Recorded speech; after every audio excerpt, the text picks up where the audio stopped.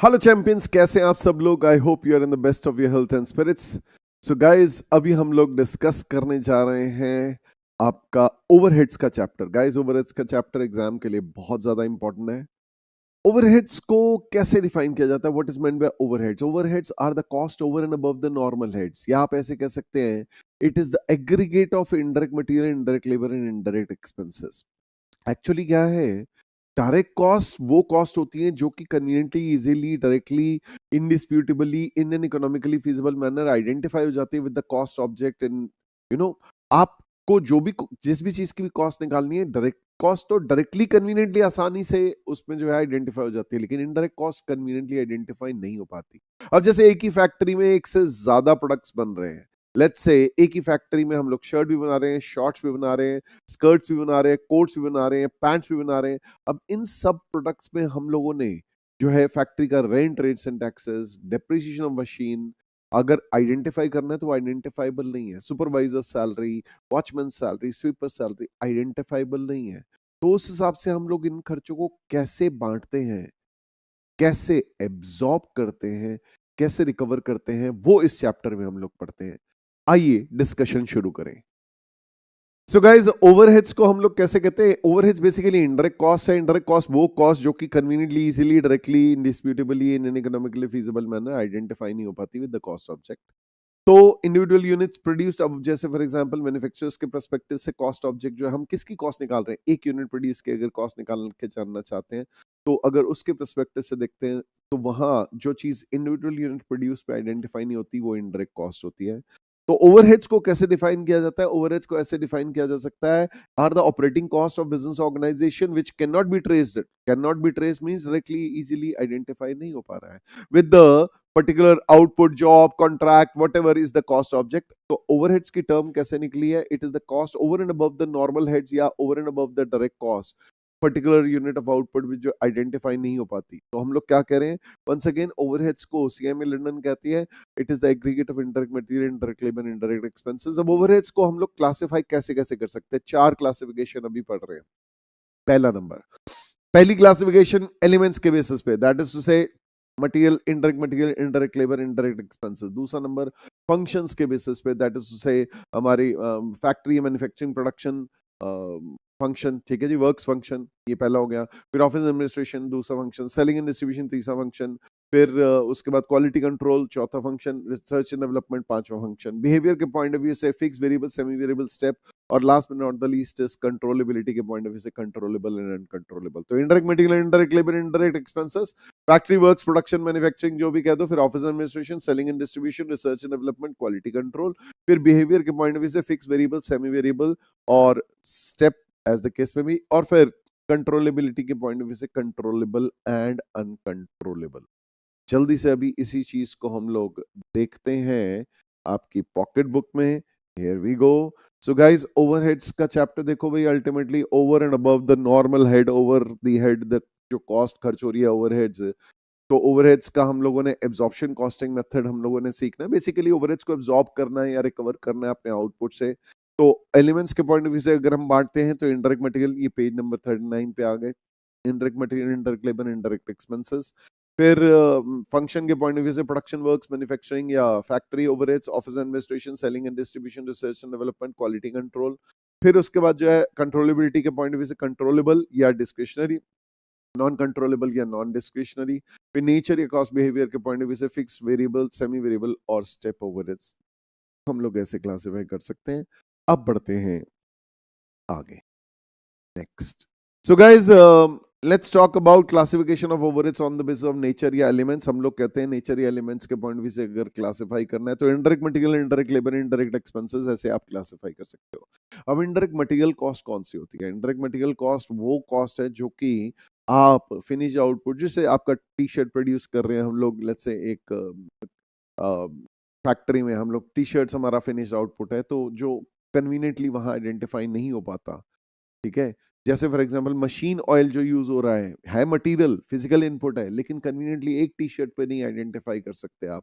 Let's say उसी machine oil को लगाने के बाद फिर हम पहले टी शर्ट भी बनाते हैं, फिर शर्ट भी बनाते हैं, फिर उसके बाद जो है इस केस में भी स्कर्ट्स, शॉर्ट्स, ठीक है जी, कोट्स एटसेट्रा, तो हम लोग कन्वीनियंटली आइडेंटिफाई नहीं कर पाते कि एक टी शर्ट, एक शर्ट, एक शॉर्ट्स, एक कोट पे कितना जो है मशीन ऑयल। इसी तरीके से स्टेशनरी, भाई स्टेशनरी हम लोग नहीं आइडेंटिफाई कर पा रहे। अब जो भी हम मार्किंग वगैरह कर रहे हैं भैया, chalk walk etcetera, whatever is the stationery, pen pencil, हम नहीं आइडेंटिफाई कर पा रहे एक यूनिट पे कितना। तो if you can not identify, that is indirect material. Indirect material कई बार क्या होता है, कोई ऐसी डायरेक्ट मटेरियल की कॉस्ट होती है, जैसे फॉर एग्जांपल हम सॉल्ट एंड पेपर डालते हैं किसी भी खाने की चीज में। अब भाई हम लोग एक किचन में 100 खाने की चीजें बना रहे हैं, अब सॉल्ट एंड पेपर तो भाई खरीदा तो किलो के भाव था, लेकिन चुटकी के हिसाब से डालते रहे और कन्वीनियंटली आइडेंटिफाई नहीं कर पाते यार, हम इसका रिकॉर्ड नहीं रखते। तो उस केस में हम लोग जो है, चाहे वो डायरेक्ट की नेचर का है, बट स्टिल हम उसको इनडायरेक्ट में ले लेते हैं, क्योंकि उसकी कॉस्ट बहुत छोटी सी है। अगर बहुत बड़ी कॉस्ट होती तो हम उसको बिल्कुल मेजर करके डालते हैं। इसी तरीके से अगर ग्लू एटसेट्रा हम लोग डालते हैं, अगर ग्लू डालते हैं या नेल्स डालते हैं इन फर्नीचर मेकिंग, तो वो भी जो है यार, ग्लू हम लोग खरीद रहे हैं लीटर के या किलो के भाव से, इस तरीके से नेल्स भी खरीद रहे हैं किलो के भाव से, लेकिन पीसेस यहाँ पर जो है ठा ठा ठा ठा कुछ जो है हम लोग डाल रहे हैं, या ग्लू के जो है ब्रशेस जो है थोड़े से लगा रहे हैं और एक फर्नीचर के पीस में, और हम नहीं आइडेंटिफाई कर पा रहे कि भैया हम बहुत सारे फर्नीचर एक साथ बना रहे हैं, तो कन्वीनियंटली आइडेंटिफाई नहीं कर पाते और उसकी कॉस्ट बहुत सब्सटैंशियल नहीं है, तो हम उसको जो है इनडायरेक्ट की नेचर में या ओवरहेड्स के साथ जो है मर्ज कर लेते हैं। अब बढ़ते हैं आगे। फिर जैसे अब हम इनडायरेक्ट मटेरियल के एग्जांपल लें तो ब्रूम्स हैं, झाड़ू हैं वो, या फिर क्लीनिंग मटेरियल्स हैं, वो भी इनडायरेक्ट मटेरियल का एग्जांपल है। Salt and paper used in preparing कोई भी खाने की आइटम, ये जो है हम लोगों ने आइडेंटिफाई नहीं कर पा रहे हैं कन्वीनियंटली, तो उसको हम लोग जो है इस तरीके से इनडायरेक्ट मटेरियल लेते हैं। Lubricants and oil, machine oil etcetera, indirect material. Then इस तरीके से हम लोग वेल्डिंग इलेक्ट्रोड्स, वेल्डिंग करते हैं, उसके जो इलेक्ट्रोड्स लगते हैं वो आइडेंटिफाई नहीं कर पाते। रिवेट्स एंड बैग्स अगर हम लोग लगाते हैं, ठीक है, नेल्स हम लोगों ने देख लिया यूज इन वुडन फर्नीचर, ये हम नहीं आइडेंटिफाई कर पा रहे हैं। अब बढ़ते हैं आगे। इनडायरेक्ट लेबर, वो ह्यूमन रिसोर्स जो कि हम लोग कन्वीनियंटली आइडेंटिफाई नहीं कर पाते कॉस्ट ऑब्जेक्ट में या आउटपुट में। Sweepers, maintenance, watchman, store keeper, director, salesman, office clerical staff, accounts, personal department, इनके हम लोग आइडेंटिफाई नहीं कर पाते एक यूनिट प्रोड्यूस में कितनी स्वीपर सैलरी, कितनी सुपरवाइजर सैलरी, मेंटेनेंस स्टाफ, एक यूनिट प्रोड्यूस में, एक टी शर्ट प्रोड्यूस में, watchman salary, sweeper salary, store keeper salary, director, salesman, office administration, account, personal या एचआर डिपार्टमेंट, हम नहीं आइडेंटिफाई कर पा रही। ये सारी की सारी हमारी इनडायरेक्ट एम्प्लॉय कॉस्ट या इनडायरेक्ट लेबर कॉस्ट में आएगी। इनडायरेक्ट एक्सपेंसेस, एक्सपेंसेस को हम लोग कहते हैं रेजिडुअल कैटेगरी, वो खर्चे जो मटेरियल नहीं है, जो लेबर नहीं है, वो एक्सपेंसेस है। जैसे फॉर एग्जांपल अब इनडायरेक्ट एक्सपेंसेस क्या हो गए, जो कन्वीनियंटली नहीं आइडेंटिफाई हो पा रहे कॉस्ट ऑब्जेक्ट पे। अब जैसे हमने कहा रेंट, रेट्स एंड टैक्सेस, हम नहीं आइडेंटिफाई, ना ये मटेरियल है ना ये लेबर है, एक्सपेंस है, लेकिन आप नहीं आइडेंटिफाई कर पा रहे कि भाई factory rent, rates and taxes कितना है एक यूनिट प्रोड्यूस में। कैरेज आउटवर्ड, जो सामान हम लोग बाहर लेके जा रहे हैं, वो हम नहीं आइडेंटिफाई कर पा रहे। इस तरीके से insurance, depreciation of factory plant machinery की, ऑफिस असेस का डेप्रिसिएशन, रिपेयर्स एंड मेंटेनेंस, पार या मोटे पार जैसा भी कह दो, lighting, heating, repairing, telephone expense, ये सारे के सारे आप नहीं आइडेंटिफाई कर पा रहे, तो ये सारे के सारे जो है इनडायरेक्ट एक्सपेंसेस के एग्जांपल हैं एज द केस में। अब बढ़ते हैं आगे। फिर गाइस ओवरहेड्स को हम लोग और क्लासिफाई कर सकते हैं फंक्शंस के पॉइंट ऑफ व्यू से। फैक्ट्री वर्क्स, प्रोडक्शन, मैन्युफैक्चरिंग, फिर office administration, selling and distribution, फिर रिसर्च एंड डेवलपमेंट, और फिर क्वालिटी कंट्रोल, ऐसे भी हम लोग क्लासिफाई कर सकते हैं। So let us see one by one. सबसे पहली चीज फैक्ट्री वर्क्स जो है, प्रोडक्शन, मैन्युफैक्चरिंग, इनका प्रैक्टिकल तो हम लोग भाई पढ़ते हैं उसमें कॉस्ट शीट के चैप्टर में। तो फैक्ट्री के इनडायरेक्ट कॉस्ट जो कि कन्वीनियंटली आइडेंटिफाई नहीं कर पाते हैं कॉस्ट ऑब्जेक्ट से, जो कि प्रॉपर फैक्ट्री की वर्किंग के लिए जो है हमारे खर्चे होते हैं। प्रोक्योरमेंट ऑफ रॉ मटेरियल से लेकर उसको फिनिश गुड्स बनाने तक के जितने भी इनडायरेक्ट खर्चे हैं जो कन्वीनियंटली नहीं आइडेंटिफाई कर पाते, रॉ मटेरियल खरीदने से लेकर रॉ मटेरियल के इस्तेमाल होकर फिनिश गुड्स बन जाने तक के जितने भी खर्चे हैं, वो हमारे जो कन्वीनियंटली नहीं आइडेंटिफाई कर पा रहे, वो हम लोग जो है उनको फैक्ट्री ओवरहेड्स, प्रोडक्शन ओवरहेड्स कहते हैं, इनडायरेक्ट कॉस्ट को। फिर इस तरीके से एग्जांपल लें, फैक्ट्री हीटिंग, लाइटिंग, या rent, rates and taxes, repairs and maintenance, ये सारे फैक्ट्री ओवरहेड्स के एग्जांपल हैं। इसी तरीके से अब नेक्स्ट आते हैं ऑफिस एडमिनिस्ट्रेशन ओवरहेड्स के। ऑफिस एडमिनिस्ट्रेशन ओवरहेड्स को कैसे डिफाइन किया जाता है? वो खर्चे जो कि पॉलिसी मेकिंग के हैं, जो कि प्लानिंग, ऑर्गेनाइजिंग, डायरेक्टिंग, कंट्रोलिंग, ठीक है जी, स्टाफिंग एक्सेट्रा, इन सब से रिलेटेड है। कहने का मतलब expenditures for formulating the policy, directing, controlling operations of the undertaking, जो कि डायरेक्टली देखो अगर आप प्रोडक्शन से रिलेटेड कर पा रहे हो, कुछ खर्चे जो है उधर फैक्ट्री के हैं तो वो फैक्ट्री ओवरहेड्स में घुसा दो, सेलिंग एंड डिस्ट्रीब्यूशन के कुछ हैं तो वो वहां घुसा दो, रिसर्च एंड डेवलपमेंट के तो वहां ले जाओ। लेकिन अगर आपके कन्वीनियंटली आइडेंटिफाई नहीं हो पाते हैं तो हम उनको जनरल ऑफिस एडमिनिस्ट्रेशन ओवरहेड्स में लेके चलते हैं। ठीक है जी। जैसे फॉर एग्जांपल हमने टेलीफोन बिल हो गया, या बोर्ड ऑफ डायरेक्टर्स की सैलरी हो गई, या प्रिंटिंग एंड स्टेशनरी हो गई, ऑफिस की लाइटिंग हो गई, ऑफिस की क्लीनिंग हो गई, ऑफिस का रिपेयर फर्नीचर का, या depreciation of the office computer हो गया, एज द केस में। ये सारे के साथ जो ऑफिस एडमिनिस्ट्रेशन ओवरहेड्स कहलाएंगे। अब बारी आती है सेलिंग ओवरहेड्स की। सेलिंग ओवरहेड जैसे हम लोग सेल्स को स्टिमुलेट कर रहे हैं या उसको जो प्रमोट कर रहे हैं। सेलिंग बेसिकली हम लोग क्या कर रहे हैं, क्रिएटिंग या स्टिमुलेटिंग डिमांड के लिए जो भी खर्चे होते हैं, the cost incurred for marketing और selling the product to create और stimulate demand of a product. जैसे अब आपने कोई पैम्फलेट छपवाए, ठीक है, उसको बंटवाए, ये सारा का सारा सेल्स प्रमोशन का खर्चा है। इसी तरीके से हम लोग बात करते हैं एडवर्टाइजमेंट का खर्चा, ट्रैवलिंग का खर्चा, मैगजीन्स का खर्चा, ये सारे सेलिंग ओवरहेड्स है। इस तरीके से distribution overheads means making the goods available, ठीक है, डिस्पैच कर रहे हैं हम लोग गुड्स को, goods for making the goods available for sale in the market. तो हम लोग इसको जो है, जैसे फॉर एग्जांपल कैरेज आउटवर्ड जो है वो डिस्ट्रीब्यूशन का खर्चा है। ये कस्टमर के पास पहुंचाने के जो खर्चे हैं, कस्टमर के पास हम लोग कुछ पहुंचा रहे हैं, उसके लिए हम लोग take an example carriage outward से, या पैकिंग लोडिंग चार्जेस है जो फिनिश गुड्स पैक करके लोड करके, या हमने वेयर हाउस जहां फिनिश गुड्स हम लोग अपने स्टोर करते हैं उसके वेयर हाउस का रेंट, डेप्रिसिएशन, वेयर हाउस का electricity bill, warehouse keeper की तनख्वाह एक्सेट्रा, ये सारे के सारे जो डिस्ट्रीब्यूशन ओवरहेड्स है। फिर बारी आती है रिसर्च कॉस्ट की।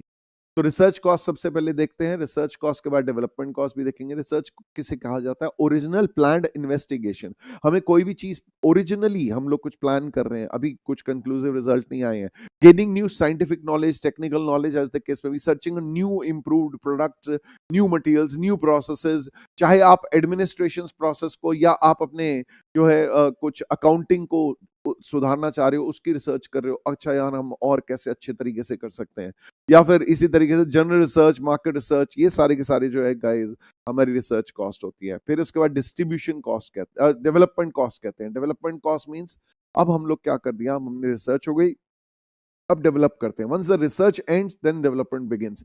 वंस द रिसर्च के पॉजिटिव रिजल्ट आते हैं तो उन रिसर्च फाइंडिंग्स के पॉजिटिव रिजल्ट्स को हम रिपीटेबल करने के लिए हम लोग जो है उसके ऊपर हम लोग डेवलपमेंट का खर्चा करते हैं। तो हम लोग कहते हैं the cost of application of research findings and other, जो भी हमने कुछ रिसर्च फाइंडिंग्स की, चाहे प्रोडक्शन से रिलेटेड न्यू मटेरियल्स हम लोगों ने आइडेंटिफाई किए हैं। टेक एन एग्जांपल भी, चमड़े से नहीं, हम लोग जो है किसी की चमड़ी उधेड़ के नहीं, हम लोग जो है मशरूम की स्किन से जो है हम लोग शूज बनाएंगे एंड जैकेट्स बनाएंगे, व्हाटएवर। तो devices, products, processes, system, services before start of commercial production, आप जो डेवलपमेंट करते हो, दैट इज रिसर्च फाइंडिंग को आप जो है उसको अप्लाई करते हो, एप्लीकेशन ऑफ रिसर्च फाइंडिंग करते हो, दैट इज कॉल्ड डेवलपमेंट। फिर बारी आती है guys quality control cost. Basically क्या है यार, देखो कस्टमर की कोई रिक्वायरमेंट होगी या हमारे अपने कुछ क्वालिटी स्टैंडर्ड्स होंगे, तो हमारे जो भी रिसोर्सेज कंज्यूम होते हैं, हमारे क्वालिटी कंट्रोल इंस्पेक्टर्स की सैलरी है, हमारा क्वालिटी कंट्रोल से रिलेटेड इक्विपमेंट का डेप्रिसिएशन, हमारे जो भी रिसोर्सेज कंज्यूम होते हैं towards quality control procedure. Quality control procedure क्या है, सेट ऑफ प्रोसीजर जो कि एक्सक्लूसिवली डिजाइन करते हैं किस चीज के लिए, हम लोग कोई भी चीज जो प्रोडक्ट कर रहे हैं, मैन्युफैक्चर कर रहे हैं, सर्विसेज जो रेंडर कर रहे हैं, एज द केस में भी हम लोग ये जानना चाह रहे हैं कि क्वालिटी अच्छी है या नहीं है, कस्टमर की या क्लाइंट की नीड्स को मीट कर पा रहे हैं या नहीं, वो हमारे क्वालिटी कंट्रोल कॉस्ट कहलाती है। तो overheads on the basis of behaviour, volume, activity, output, variability, अगर हम क्लासिफाई करते हैं तो ये 4 क्लासिफिकेशन होती है, फिक्स वेरिएबल, सेमी वेरिएबल और स्टेप। सेमी वेरिएबल को आप सेमी फिक्स भी कह सकते हो। सबसे पहले गाइस फिक्स ओवरहेड्स को हम लोग आइडेंटिफाई करते हैं, मतलब समझते हैं। देखो भाई, बिल्डिंग का रेंट है या फिर टेक एन एग्जांपल ऑडिटर्स की फीस है, भैया फिक्स जानी है, इसका कोई लेना देना नहीं है, हमारा आउटपुट कम हो या ज्यादा हो उससे कोई फर्क नहीं पड़ता है। तो फिक्स ओवरहेड्स कौन से हैं, दोस कॉस्ट जो कि इस पीरियड की कॉस्ट है, जो कि होनी है, हमारा आउटपुट बढ़े या घटे, ठीक है जी, they do not tend to increase और decrease with the change in level of output या लेवल ऑफ एक्टिविटी। तो फिक्स ओवरेज जो है hence per unit conveniently identify नहीं होता। हम लोग fix overage rent, rents and taxes, depreciation, SLM, WDV पे, या फिर let's take an example supervisor salary, watchman salary, हम नहीं आइडेंटिफाई कर पा रहे एक यूनिट प्रोड्यूस पे, तो ये जो है ये हमारे फिक्स ओवरहेड्स है, ये हमारे जो है फिक्स ओवरहेड्स है। लेकिन वेरिएबल कॉस्ट पर यूनिट में जो है आप कहते हो कि हर एक यूनिट ऑफ आउटपुट के साथ वेरी करती है, ठीक है जी। फिक्स कॉस्ट जो है 100% लेवल, 100% एक्टिविटी लेवल तक कांस्टेंट रहती है। आपका यार एक लेवल तो आएगा कि उसके बाद फिक्स कॉस्ट शायद बढ़ जाए, लेकिन फिर हम लोग क्या कहते हैं, एक हमारा 100% कैपेसिटी लेवल है, उस उतने तक ही कांस्टेंट रहेगी। तो उसका अगर ग्राफ बनाए तो ये पैरेलल टू एक्स एक्सेस जाता है। टोटल फिक्स कॉस्ट जो है हमारी लेवल ऑफ एक्टिविटी बढ़ती जाए, यूनिट्स बढ़ती जाए, हमारी ये कांस्टेंट ही रहेगी टोटल। अब बढ़ते हैं आगे, फिर बिहेवियर या नेचर के पॉइंट ऑफ व्यू से दूसरा नंबर वेरिएबल कॉस्ट या मार्जिनल कॉस्ट हम लोग आइडेंटिफाई करते हैं। हम कहते हैं यार वो कॉस्ट, वेरिएबल ओवरहेड्स, वो कॉस्ट जो है जो वेरी करती है आउटपुट के साथ साथ, जैसे जैसे direct proportion to the change in volume of activity या volume of sales. Variable cost जो है जनरली कॉस्ट जो है वो यूनिट के साथ साथ कांस्टेंट रहती है। जैसे अब हमें ज्यादा प्रोडक्शन करनी है तो ज्यादा मशीन ऑयल लगेगा, ज्यादा प्रोडक्शन करनी है तो हमें जो है ज्यादा tools, loose tools return off होंगे एज द केस में। तो हम लोग क्या करें, ज्यादा खर्चे होंगे, ज्यादा प्रोडक्शन करनी है तो हम लोग जो है ज्यादा खर्च करेंगे ये वाली चीज। तो वो जो कोई भी ऐसे खर्चे हो जो कि प्रोडक्शन के साथ साथ वेरी करती है, उसको हम लोग जो है वेरिएबल कहते हैं। अभी ओवरहेड्स के चैप्टर में फिर हम लोग कहते हैं वेरिएबल ओवरहेड्स। नेक्स्ट, इस तरीके से सेलिंग कमीशन, हम ज्यादा माल बेचेंगे तो ज्यादा जो है कमीशन देनी पड़ेगी एज द केस में। फिर बारी आती है वेरिएबल कॉस्ट को, जो है हम लोग कहते हैं change in direct proportion to the level of activity. जैसे जैसे लेवल ऑफ एक्टिविटी आउटपुट बढ़ता जाएगा, नंबर ऑफ यूनिट्स के नीचे नंबर ऑफ यूनिट्स लिखी हुई है, तो वो नंबर ऑफ यूनिट्स बढ़ती रहेंगी, तो ये हमारी जो है टोटल वेरिएबल कॉस्ट जो है बढ़ती रहेगी एज द केस में। फिर तीसरा नंबर आती है गाइस हमारी सेमी वेरिएबल या सेमी फिक्स कॉस्ट। इसमें क्या है, इसमें फिक्स और वेरिएबल दोनों का कंपोनेंट है। तो semi variable cost is a sort of hybrid या मिक्स्ड कॉस्ट, जिसमें कि वेरिएबल और फिक्स दोनों का कंपोनेंट है। दस इसीलिए हम दोनों लेवल ऑफ एक्टिविटी के हिसाब से फ्लक्चुएट करती है। जैसे पावर का बिल, इलेक्ट्रिसिटी का बिल आपके घर पे आता है तो फैक्ट्रीज में भी आता है इस तरीके से, उसका फिक्स बिल भी होता है उसमें, और उसमें जितनी ज्यादा यूजेज करते रहोगे उतना ज्यादा उसका बिल होता रहेगा। तो accordingly semi variable cost are those which have both fixed and variable element. तो जैसे जैसे आपकी नंबर ऑफ यूनिट्स या लेवल ऑफ एक्टिविटी बढ़ती जाएगी, वैसे वैसे आपकी, देखो भी फिक्स कॉस्ट इतना तो ये फिक्स्ड है, लेकिन जैसे जैसे लेवल ऑफ एक्टिविटी बढ़ती जाएगी आपकी सेमी वेरिएबल कॉस्ट भी जो है वो बढ़ती जाएगी टोटलिटी में। फिर बारी आती है स्टेप कॉस्ट। स्टेप कॉस्ट कौन सी होती है, जो कि एक लेवल तक कांस्टेंट रहती है, फिर बढ़ जाती है, फिर अगेन कांस्टेंट। तो बेसिकली हम लोग क्या कहते हैं, step cost are those which remain constant up to a range, then rises, then range, then constant, then range तक जो है कांस्टेंट, फिर राइज। तो step cost level of activity या नंबर ऑफ यूनिट्स मेड के हिसाब से, भैया ये यहाँ कांस्टेंट, फिर राइज हो गई, फिर कांस्टेंट, फिर राइज हो गई, फिर कांस्टेंट, ऐसे करके स्टेप स्टेप बेसिकली सीडी की कॉस्ट है। अब बढ़ते हैं आगे, फिर कंट्रोलेबल कॉस्ट। तो कॉस्ट को कंट्रोलेबिलिटी और अनकंट्रोलेबल, जैसे वो कंट्रोलेबल है, ये जो है उसको कंट्रोल कर रहे हैं, ये अनकंट्रोलेबल है। तो कंट्रोलेबिलिटी के पॉइंट ऑफ व्यू से हम लोग कंट्रोलेबल और अनकंट्रोलेबल कॉस्ट कह पाते हैं। कंट्रोलेबिलिटी के पॉइंट ऑफ व्यू से अगर हम बांटे तो सबसे पहले कंट्रोलेबल कॉस्ट, भाई देखो आपने जो भी ये कुछ कंज्यूमेबल स्टोर्स लेने हैं या वट लाइट वाइट जलानी है, तो ये आपके हाथ में है।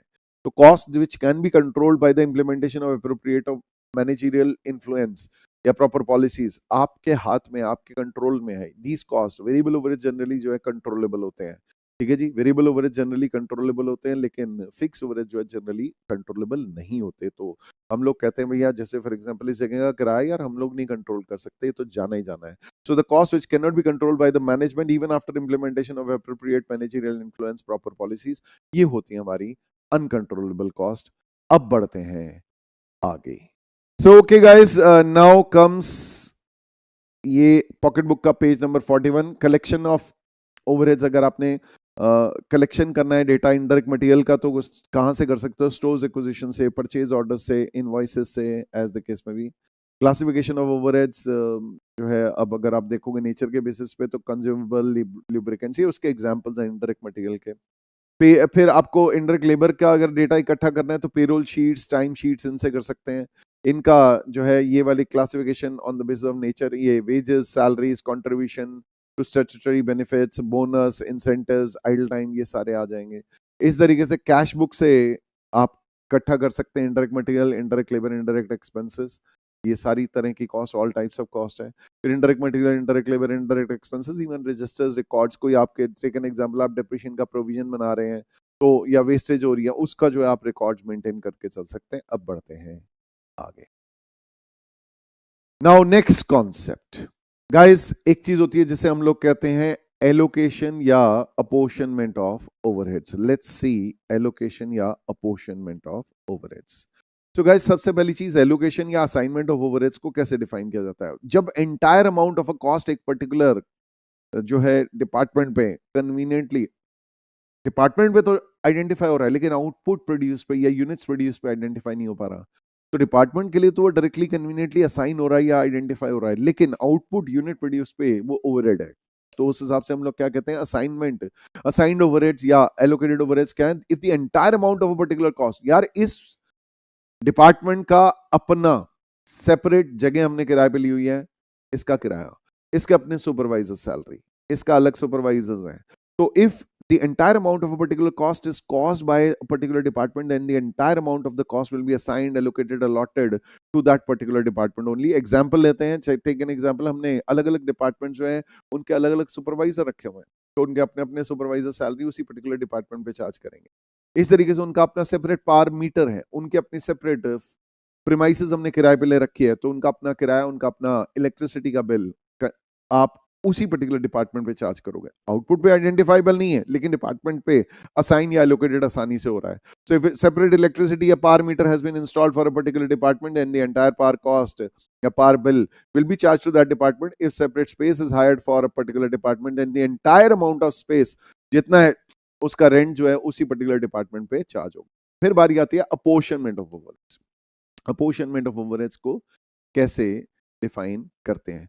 जब भी कोई कॉमन खर्चे होते हैं, कुछ ऐसे खर्चे जो कि किसी पर्टिकुलर डिपार्टमेंट में नहीं, देखो भाई एक फैक्ट्री में जो है हम लोग खर्च, हम जो डिपार्टमेंट्स है उनको कैटेगराइज कर सकते हैं इनटू बेसिकली कॉस्ट सेंटर्स या डिपार्टमेंट्स को इनटू टू टाइप्स, एक प्रोडक्शन डिपार्टमेंट्स, एक सर्विस डिपार्टमेंट्स, या प्रोडक्शन कॉस्ट सेंटर और service cost centre. Production departments वो डिपार्टमेंट्स होते हैं जो कि production of goods which are to be sold to customer में डायरेक्टली इन्वॉल्व है, और सर्विस डिपार्टमेंट वो होते हैं जो कि सपोर्ट देते हैं या सर्विस देते हैं प्रोडक्शन डिपार्टमेंट्स को, जो कि हेल्प करते हैं प्रोडक्शन डिपार्टमेंट्स को, तो वो हम लोग जो है सपोर्ट डिपार्टमेंट या सर्विस डिपार्टमेंट उनको कहते हैं। तो अकॉर्डिंगली होता क्या है, अब बहुत सारे प्रोडक्शन डिपार्टमेंट्स है, बहुत सारे सर्विस डिपार्टमेंट्स है, अब इनके लिए कुछ कॉमन खर्चे हो रहे हैं तो उनको हम लोग बांटते हैं। जैसे बड़ी सी जगह हमने किराए पे ले रखी है, उसमें हमने अलग अलग डिपार्टमेंट्स बांट रखे हैं। इलेक्ट्रिसिटी का कंबाइंड बिल आ रहा है, तो हम लोग उसमें कैसे अब इन खर्चों को, कॉमन खर्चों को कैसे बांटे? तो अगर कहीं हमारे कोई कॉमन खर्चे हैं, कॉमन ओवरहेड्स हैं, those overheads which can not be directly identified, भाई असाइन नहीं हो पा रहे, एलोकेट नहीं हो पा रहे पर्टिकुलर डिपार्टमेंट में, कॉमन ओवरहेड्स है, उनको डिस्ट्रीब्यूट या पोर्शन करना है एक लॉजिकल बेसिस पे, अलग अलग डिपार्टमेंट्स में लॉजिकल बेसिस पे उनका फेयर शेयर बांटना है। तो अपोर्शनमेंट ऑफ ओवरहेड्स को कैसे डिफाइन किया जाता है? Apportionment is the process of charging logical या fair share of common overheads to various departments. अब ये कैसे बांटते हैं, इसको प्रैक्टिकली एग्जांपल से देखते हैं आपकी पॉकेट बुक से। Here we go. Okay guys, so common overheads हम लोग देख रहे हैं ऑन द जो बेसिस ऑफ अपोर्शनमेंट। अगर देखें तो डेप्रिसिएशन ऑफ फैक्ट्री बिल्डिंग, ठीक है जी, या इंश्योरेंस प्रीमियम, ये सारे के सारे जो है हमारे एरिया बेसिस पे बटेंगे। फैक्ट्री के एरिया, जितना भी एरिया हर एक डिपार्टमेंट ने ऑक्यूपाई कर रखा है उसके बेसिस पे बटेंगे। तो म्युनिसिपल टैक्सेस और फैक्ट्री बिल्डिंग या हाउस टैक्स जिसे कह सकते हैं, air conditioning, centralize heating, cleaning के खर्चे, रेंट रेट्स एंड टैक्सेस, ये सारे के सारे जो है फ्लोर एरिया या स्पेस ऑक्यूपाइड के बेसिस पे। Repair and maintenance of the factory, all these will be on the basis of distributed. भैया ये सारे के सारे, जितनी बड़ी फैक्ट्री उतना ज्यादा डिप्रिसिएशन या उतना ज्यादा rent rates and taxes, insurance premium उतना ज्यादा, हाउस टैक्स, जितना ज्यादा एरिया उतना ज्यादा air conditioning, centralize heating, cleaning का खर्चा, repairs of the factory building, ये सारे के सारे जो है फैक्ट्री एरिया या स्पेस ऑक्यूपाइड के बेसिस पे बांटे जाएंगे। सुपरविजन के खर्चे, नंबर ऑफ एम्प्लॉइज, या डिपेंड करता है, अगर आपका कैपिटल इंटेंसिव काम है तो नंबर ऑफ मशीन्स, दोनों नहीं दिए हुए, ना labour intensive number of employees ना कैपिटल इंटेंसिव मशीन्स, तो उस केस में फ्लोर एरिया ज्यादा एरिया होगा तो ज्यादा सुपरविजन लगेगी, ऐसा लास्ट में जुगाड़ अजम्पशन मान सकते हैं। नेक्स्ट फिर आगे बढ़ते हैं गाइस, मोटिव पावर या जो है power for production purposes, power of the machine जिससे कि प्रोडक्शन कर रहे हैं उसको किलोवाट आवर्स या हॉर्स पावर आवर्स के बेसिस पे बांट सकते हैं। Horse power into machine hours के हिसाब से हम लोग जो बांट सकते हैं। अगर हॉर्स पावर आवर्स ना दिया हो तो सिर्फ हॉर्स पावर ऑफ मशीन्स के बेसिस पे बांट देना। Depreciation, rent of plant and machinery, insurance premium of plant machinery, इसको वैल्यू ऑफ प्लांट मशीनरी के बेसिस पे बांटना। Repairs and maintenance of plant machinery, maintenance hours के बेसिस पे बांटना, या वैल्यू ऑफ प्लांट मशीनरी के बेसिस पे बांटना, मशीन आवर्स के बेसिस पे बांटना, एज द केस में। देन लाइटिंग के खर्चे, नंबर ऑफ लाइट पॉइंट्स दिए हो, बढ़िया एरिया दिया हो, नहीं तो क्यूबिक कंटेंट कितना कितना लग रहा है वो आइडेंटिफाई हो पा रहा हो कि भाई किस डिपार्टमेंट का कितना है, तो ऐसे बांट देना। इस तरीके से टाइम कीपिंग के खर्चे, कैंटीन के खर्चे, एम्प्लॉय वेलफेयर के खर्चे, देन पर्सनल या एचआर डिपार्टमेंट के खर्चे, ये सारे के सारे खर्चे जो है नंबर ऑफ एम्प्लॉयज के बेसिस पे बांटने हैं। फिर इसी तरीके से बारी आती है employers contribution to provident fund, pension fund, gratuity fund, ESI, employ state insurance, तो इनको भी जो है हम लोग तनख्वाह के बेसिस पे, वेज बिल के बेसिस पे बांटेंगे। इंफॉर्मेशन टेक्नोलॉजी के खर्चे, आईटी आज या इंफॉर्मेशन टेक्नोलॉजी के डिपार्टमेंट के जितने घंटे लग रहे हैं उसके बेसिस पे। फिर इसी तरीके से हमारी इंस्पेक्शन के खर्चे, इंस्पेक्शन आवर्स के बेसिस पे बांट देंगे। लीव विद पे, लीव सैलरी जो है पर्क्स, उनको वेज बिल के बेसिस पे, अगर तो आप हमें बता दो कि भाई किस डिपार्टमेंट के कितने बंदे कितनी छुट्टी नहीं ली उन्होंने, तो उस हिसाब से हम लोग जो है लीव एनकैशमेंट उनको वैसे ले लेते हैं। नहीं कन्वीनियंटली आइडेंटिफाई हो पा रहा, तनख्वाह के बेसिस पे बांट दो। मटेरियल हैंडलिंग कॉस्ट, वेट या वॉल्यूम ऑफ मटेरियल या वैल्यू ऑफ मटेरियल के बेसिस पे बांट देंगे। क्रेन के खर्चे, आज devoted by crane for each department, इस बेसिस पे बांट देंगे। मैनेजर्स की तनख्वाह, जो टाइम डिवोट कर रहा है मैनेजर ईच डिपार्टमेंट के लिए, उस हिसाब से बांट देंगे। Miscellaneous expenses, sundry expenses, general expenses, इनको हम लोग जो है बांट देंगे। जिस बेसिस पे अगर हमें सवाल में दिया हो तो उस बेसिस पे बांट देंगे, नहीं तो जनरली क्या होता है, देखो जनरल ओवरहेड्स, जनरल एक्सपेंसेस होते हैं जनरल एडमिनिस्ट्रेशन से रिलेटेड। एडमिनिस्ट्रेशन कर किसके रहे हैं, फैक्ट्री में भैया जो काम करते हैं, काम कौन करते हैं, वर्कर्स, तो वर्कर्स की तनख्वाह के बेसिस पे बांट सकते हैं। या अगर कैपिटल इंटेंसिव काम हो रहा है तो उस केस में मशीन आवर्स के बेसिस पे बांट सकते हैं। लेबर इंटेंसिव हो रहा है तो या तो तनख्वाह या लेबर आवर्स के बेसिस पे बांट सकते हैं। तो जो आपके miscellaneous expenses, sundry expenses, general expenses हैं, ये दिया हुआ है कोई बेसिस तो बढ़िया है, नहीं दिया हुआ है तो फर्स्ट चॉइस डायरेक्ट वेजेस। नहीं तो अगर आपका कैपिटल इंटेंसिव है तो मशीन आवर्स, लेबर इंटेंसिव है तो लेबर आवर्स। फिर इनडायरेक्ट मटेरियल कॉस्ट को, डायरेक्ट मटेरियल जहां डायरेक्ट मटेरियल कॉस्ट ज्यादा होगी वहां इनडायरेक्ट मटेरियल कॉस्ट ज्यादा होगी। इनडायरेक्ट लेबर कॉस्ट, जहां डायरेक्ट लेबर कॉस्ट ज्यादा होगी वहां इनडायरेक्ट लेबर कॉस्ट ज्यादा होगी, ऐसा मान लिया जाता है। इंटरनल ट्रांसपोर्ट के खर्चे, फिर आवर्स डिवोटेड, भाई कोई भी क्रेन है, कोई भी अदरवाइज कोई इंटरनल ट्रांसपोर्ट के लिए कोई व्हीकल लग रहा है, कितने घंटे उस डिपार्टमेंट ने उस डिपार्टमेंट को हमने जो है डिवोट किया है, उस बेसिस पे बांटा जा सकता है। फिर पावर या स्टीम कंजम्पशन कितना जो है टेक्निकल एस्टिमेट लग रहा है, उसके बेसिस पे बांट दिया जाता है। अब बढ़ते हैं आगे। नेक्स्ट गाइस, ये normal idle time of machine, ये वाला फंडामेंटल अभी हम लोग पढ़ेंगे मशीन आर रेट के टाइम पे। अभी इसको फॉर द टाइमिंग इसको स्किप करते हैं। नाउ अब हम लोग डिस्कस करते हैं एलोकेशन और अपोर्शनमेंट का डिफरेंस। ओके गाइस, एलोकेशन और अपोर्शनमेंट का डिफरेंस थियोरेटिकली पता होना चाहिए। एलोकेशन को हम लोग कैसे कहते हैं यार, एलोकेशन अगर आप entire amount of a cost particularly किसी कॉस्ट सेंटर किसी डिपार्टमेंट पे बांट देते हो, ठीक है जी, डायरेक्टली आप जो है डिपार्टमेंट से लिंक कर पा रहे हो लेकिन कॉस्ट यूनिट या आउटपुट से नहीं लिंक कर पा रहे, तो हम लोग जो है उसको एलोकेशन कह देते हैं। अपोर्शनमेंट हम कहते हैं अगर हमारे कॉमन कॉस्ट है जो कि डायरेक्टली एलोकेट नहीं हो पा रही है हमारे कॉस्ट सेंटर पे, ठीक है जी, अपोर्शन करते हैं हम लोग, उसको डिस्ट्रीब्यूट करते हैं on some suitable basis, ratio of benefits के बेसिस पे, तो ये हमारी अपोर्शनमेंट होती है।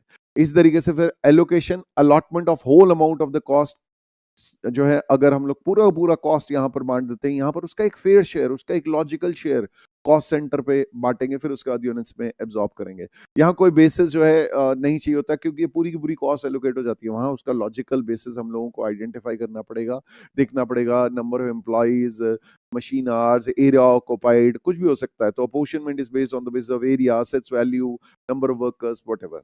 देन एग्जाम्पल, जैसे फॉर एग्जाम्पल सुपरवाइजर है, अलग अलग डिपार्टमेंट्स के अलग अलग सुपरवाइजर्स हैं, तो उनके अलग अलग सुपरवाइजर्स की सैलरी जो है उन पर्टिकुलर डिपार्टमेंट में कन्वीनियंटली आइडेंटिफाई हो रही है, कॉस्ट ऑब्जेक्ट आउटपुट पे नहीं हो रही लेकिन डिपार्टमेंट से हो रही है, तो उसको जो है आप यहाँ पर लेके चले जाएंगे सुपरवाइजर सैलरी को allocated.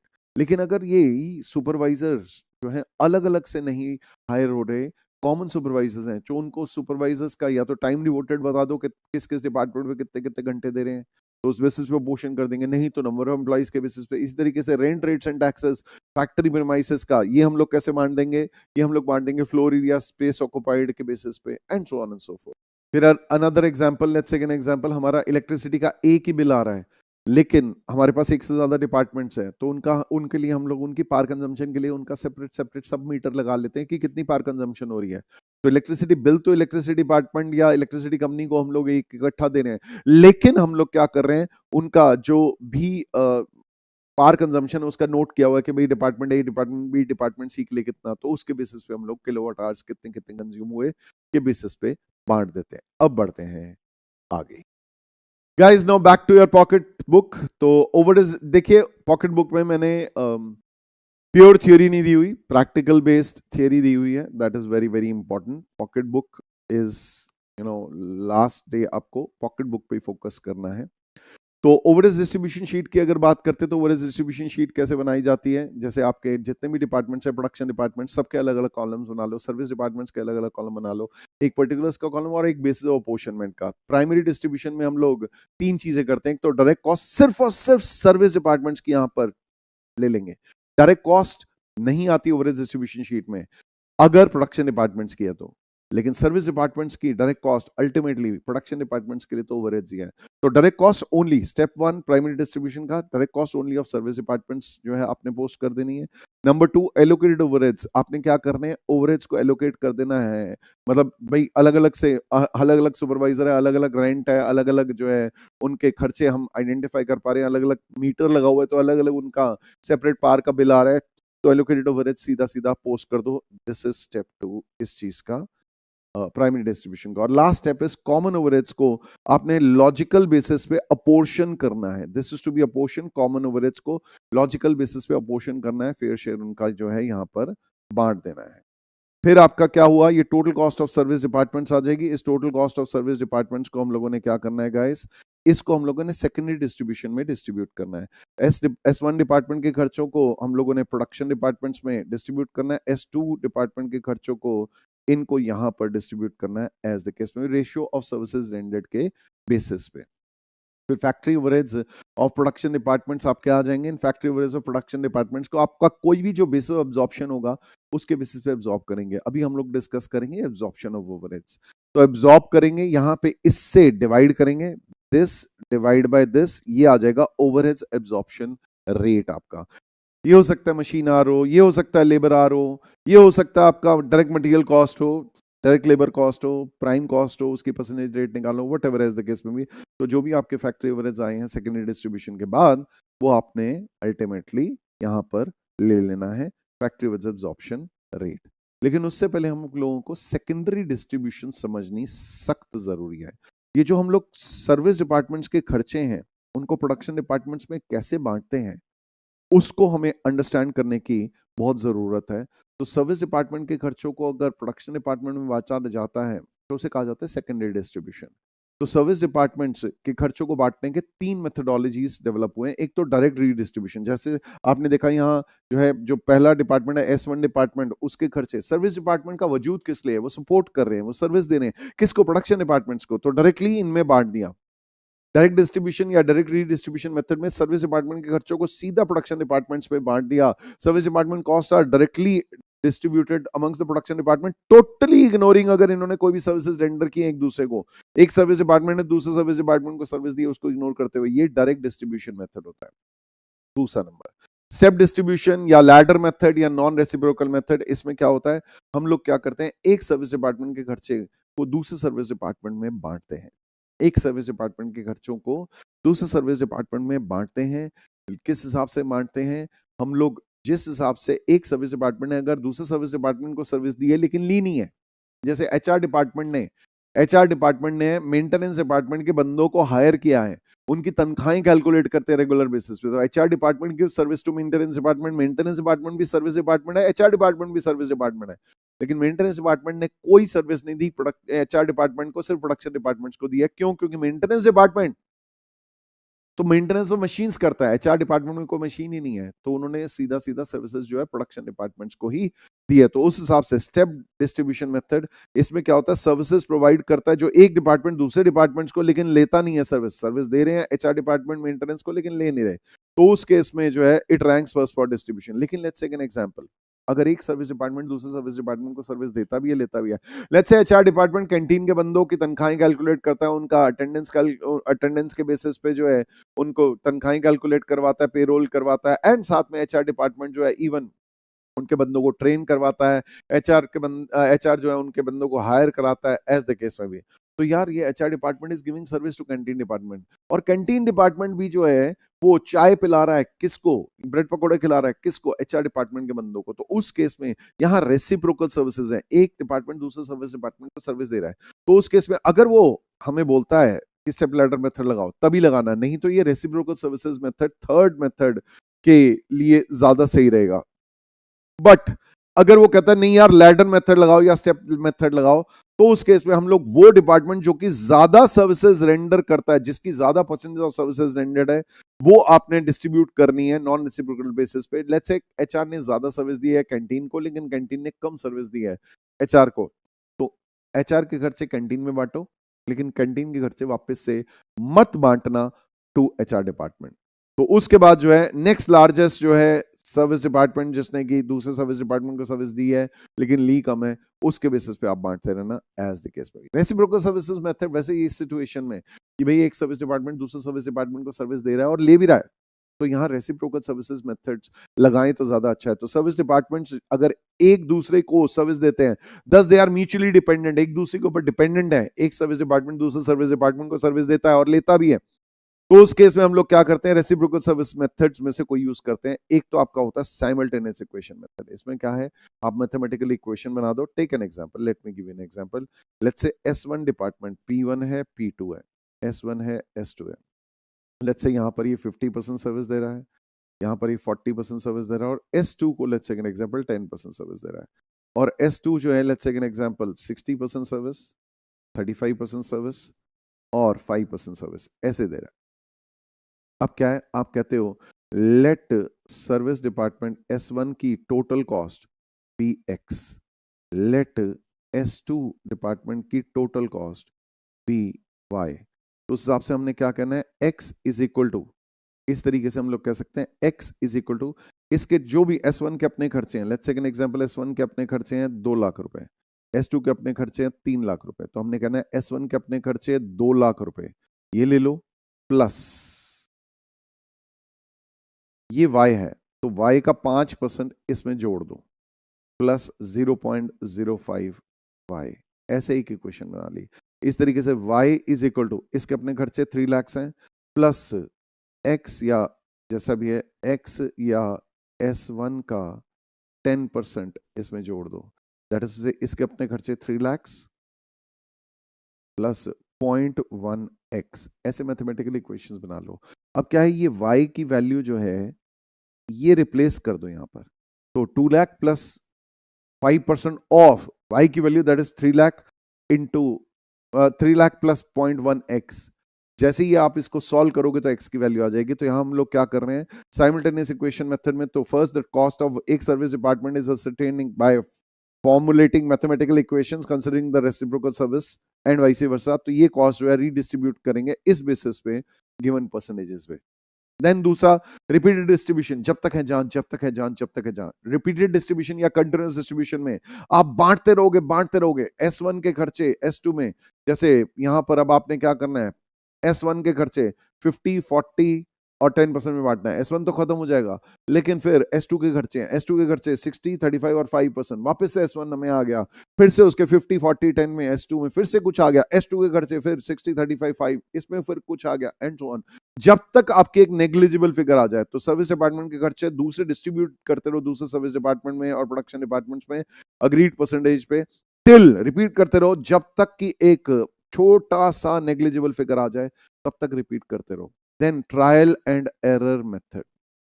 Trial and error method क्या होता है, अब इसमें क्या है, जैसे फॉर एग्जांपल पहले सर्विस डिपार्टमेंट के खर्चों को दूसरे सर्विस डिपार्टमेंट में अपोर्शन करेंगे गिवन परसेंटेज पे, फिर सेकंड सर्विस डिपार्टमेंट के खर्चों को फर्स्ट सर्विस डिपार्टमेंट में अपोर्शन करेंगे, ऐसे करके जैसे S1 के खर्चे जो है S2 में बांटेंगे, फिर S2 के खर्चे S1 में, जितना परसेंटेज है, जैसे इसका यहाँ इसका 10% है, यहाँ इसका 5% है, ऐसे बांटते जाएंगे बांटते जाएंगे बांटते जाएंगे बांटते जाएंगे। जब नेग्लिजिबल फिगर आएगा तो S1 के अपने खर्चे प्लस जो वहां से डिस्ट्रीब्यूट होके आया उस सबको जोड़ के आप डिस्ट्रीब्यूट कर देंगे एज द केस में। अब बढ़ते हैं आगे। नाउ सेकेंडरी डिस्ट्रीब्यूशन में रीअपोर्शनमेंट जो करते हैं सर्विस डिपार्टमेंट के, उनके बेसिस क्या हो सकते हैं, उनकी रेशियो क्या हो सकते हैं। जैसे स्टोर्स डिपार्टमेंट है, उसका फर्स्ट और फेवरेट बेसिस है किस बेसिस पे अपोर्शन करनी चाहिए सेकेंडरी डिस्ट्रीब्यूशन में। अगर स्टोर्स डिपार्टमेंट है आपका अपना, तो स्टोर्स एक्विजिशन, मटेरियल एक्विजिशन इस बेसिस पे बांटो। फर्स्ट चॉइस नहीं पता कोई बात नहीं, वैल्यू ऑफ डायरेक्ट मटेरियल जितना जितना इशू कर रहे हैं जिस डिपार्टमेंट को, उस बेसिस पे बांट दो। मेंटेनेंस एंड रिपेयर शॉप है तो मेंटेनेंस आवर्स, अगर आपने इसका रिकॉर्ड रखा हुआ बहुत बढ़िया है, नहीं रखा हुआ तो value of plant machinery into maintenance hours, ये तो और ज्यादा अच्छा है। वैल्यू ऑफ प्लांट मशीनरी पे बांट दो अगर नहीं है पता आपको मेंटेनेंस आवर्स, और फिर मशीन आवर्स पे बांट दो अगर कुछ भी इनमें से रिकॉर्ड नहीं रखा है, वैसे रखना चाहिए रिकॉर्ड्स। आज की डेट में इंफॉर्मेशन टेक्नोलॉजी का जमाना है, आपको मेंटेनेंस आवर्स का रिकॉर्ड रखना चाहिए। It's very easy to keep today computers के हेल्प से। देन प्लानिंग एंड प्रोग्रेस, आज डिवोटेड के बेसिस पे बांटा जा सकता है। परचेज के value of materials purchase, number of purchase orders के बेसिस पे बांटा जा सकता है। पर्सनल डिपार्टमेंट क्या करते हैं, देखो परचेज डिपार्टमेंट करता क्या है, परचेज करता है। तो जितने भी परचेज रिक्विजिशन आए थे उसके बेसिस पे परचेज ऑर्डर करे थे, ठीक है, परचेज डिपार्टमेंट ने, तो उस बेसिस पे मोनी वैल्यू ऑफ मटेरियल, जिसके लिए ज्यादा मटेरियल खरीदा परचेज डिपार्टमेंट ने उसको ज्यादा सर्विस दी। पर्सनल या एचआर डिपार्टमेंट, जिसके लिए ज्यादा बंदे हैं उसको ज्यादा हायरिंग वायरिंग कराई है। वेलफेयर, अगेन जितने ज्यादा एम्प्लॉइज हैं उनको ज्यादा जो है उनका वेलफेयर कर रहे हैं। कैंटीन मेस, ये भी एम्प्लॉइज के बेसिस पे, ऐसा नहीं है जिसकी तनख्वाह ज्यादा है उसको जो है बड़ी चाय मिलेगी और जिसकी तनख्वाह कम है उसको कम चाय मिलेगी, या जिसकी ज्यादा तनख्वाह है उसको ताजी चाय मिलेगी और जिनकी कम तनख्वाह है उनको इनकी चाय से जो ज्यादा तनख्वाह वालों का लास्ट लास्ट में लेके उसको उबाल देंगे। नो, नंबर ऑफ एम्प्लॉइज, ऐसा नहीं है, सभी को सेम चाय मिलेगी। Hospital and dispensary, again number of employees. Time keeping and payroll, number of employees. Estate, जो भी आपकी जगह है उसका फ्लोर एरिया या number of hours in the department के बेसिस पे। इंटरनल ट्रांसपोर्ट, भाई आपका इंटरनल ट्रांसपोर्ट वेट या वॉल्यूम या वैल्यू ऑफ मटेरियल्स हैंडल्ड के बेसिस पे हो जाए। Boiler house, cubic feet of steam supplied, क्योंकि आप अपनी पावर जनरेट कर रहे हैं तो पहले आपका बॉयलर हाउस है, फिर उसका पंप रूम हो सकता है, पावर हाउस हो सकता है, house power of plant machine के लिए कितना कितना लग रहा है, वॉटेज कितनी लग रही है। Fire protection services, value of asset, जिसके ज्यादा एसेट है उसको फायर प्रोटेक्शन डिपार्टमेंट ज्यादा सर्विस दे रहा है। एक्सटर्नल ट्रांसपोर्ट, टन्स माइल्स या टन ट्रक माइल्स या नंबर ऑफ पैकेजेस के बेसिस पे आप इसे बांट सकते हैं external transport. Tool room, direct labour hours और फिर मशीन आवर्स के बेसिस पे बांट सकते हैं। अगर आपका डिपेंड करता है कैपिटल इंटेंसिव काम है तो मशीन आवर्स, लेबर इंटेंसिव काम है तो labour hours. Inspection, number of inspection बता दे या आवर्स स्पेंट ऑन इंस्पेक्शन बता दे, वैल्यू ऑफ आउटपुट बता दे। फिर आईटी या कंप्यूटर सेक्शन, आईटी आवर्स बता दे devoted to each department. Transport, कितने क्रेन आवर्स, ट्रक माइलेज, कितना truck tonnage, truck ton hours, tons handled, number of packages of standard size. इस basis पे आप सेकेंडरी डिस्ट्रीब्यूशन बांट सकते हैं। अब बढ़ते हैं आगे। Now guys, the next area that comes is absorption of overheads. पहला था allocation. If entire amount of cost can be assigned to a particular department, तो हम लोग उसे allocated overheads कहते हैं। फिर common overheads होते हैं तो उनको पोर्शन करते हैं, logical fair share लेके जाते हैं। फिर absorption को कैसे डिफाइन किया जाता है, absorption या recovery of overheads। अब ultimately हमने क्या है, जो overheads चार्ज हो रहे हैं किसी particular department पे, प्राइमरी और सेकेंडरी डिस्ट्रीब्यूशन के बाद उनको रिकवर करते हैं आउटपुट प्रोड्यूस से। अलग अलग जो हमारे प्रोडक्शन डिपार्टमेंट्स है उनके आउटपुट प्रोड्यूस से हम लोग जो है उनको रिकवर करते हैं। तो ये जो process of recovering overheads of a production department है फ्रॉम इट्स आउटपुट, उसको हम लोग रिकवरी या एब्जॉर्प्शन ऑफ ओवरहेड्स कहते हैं।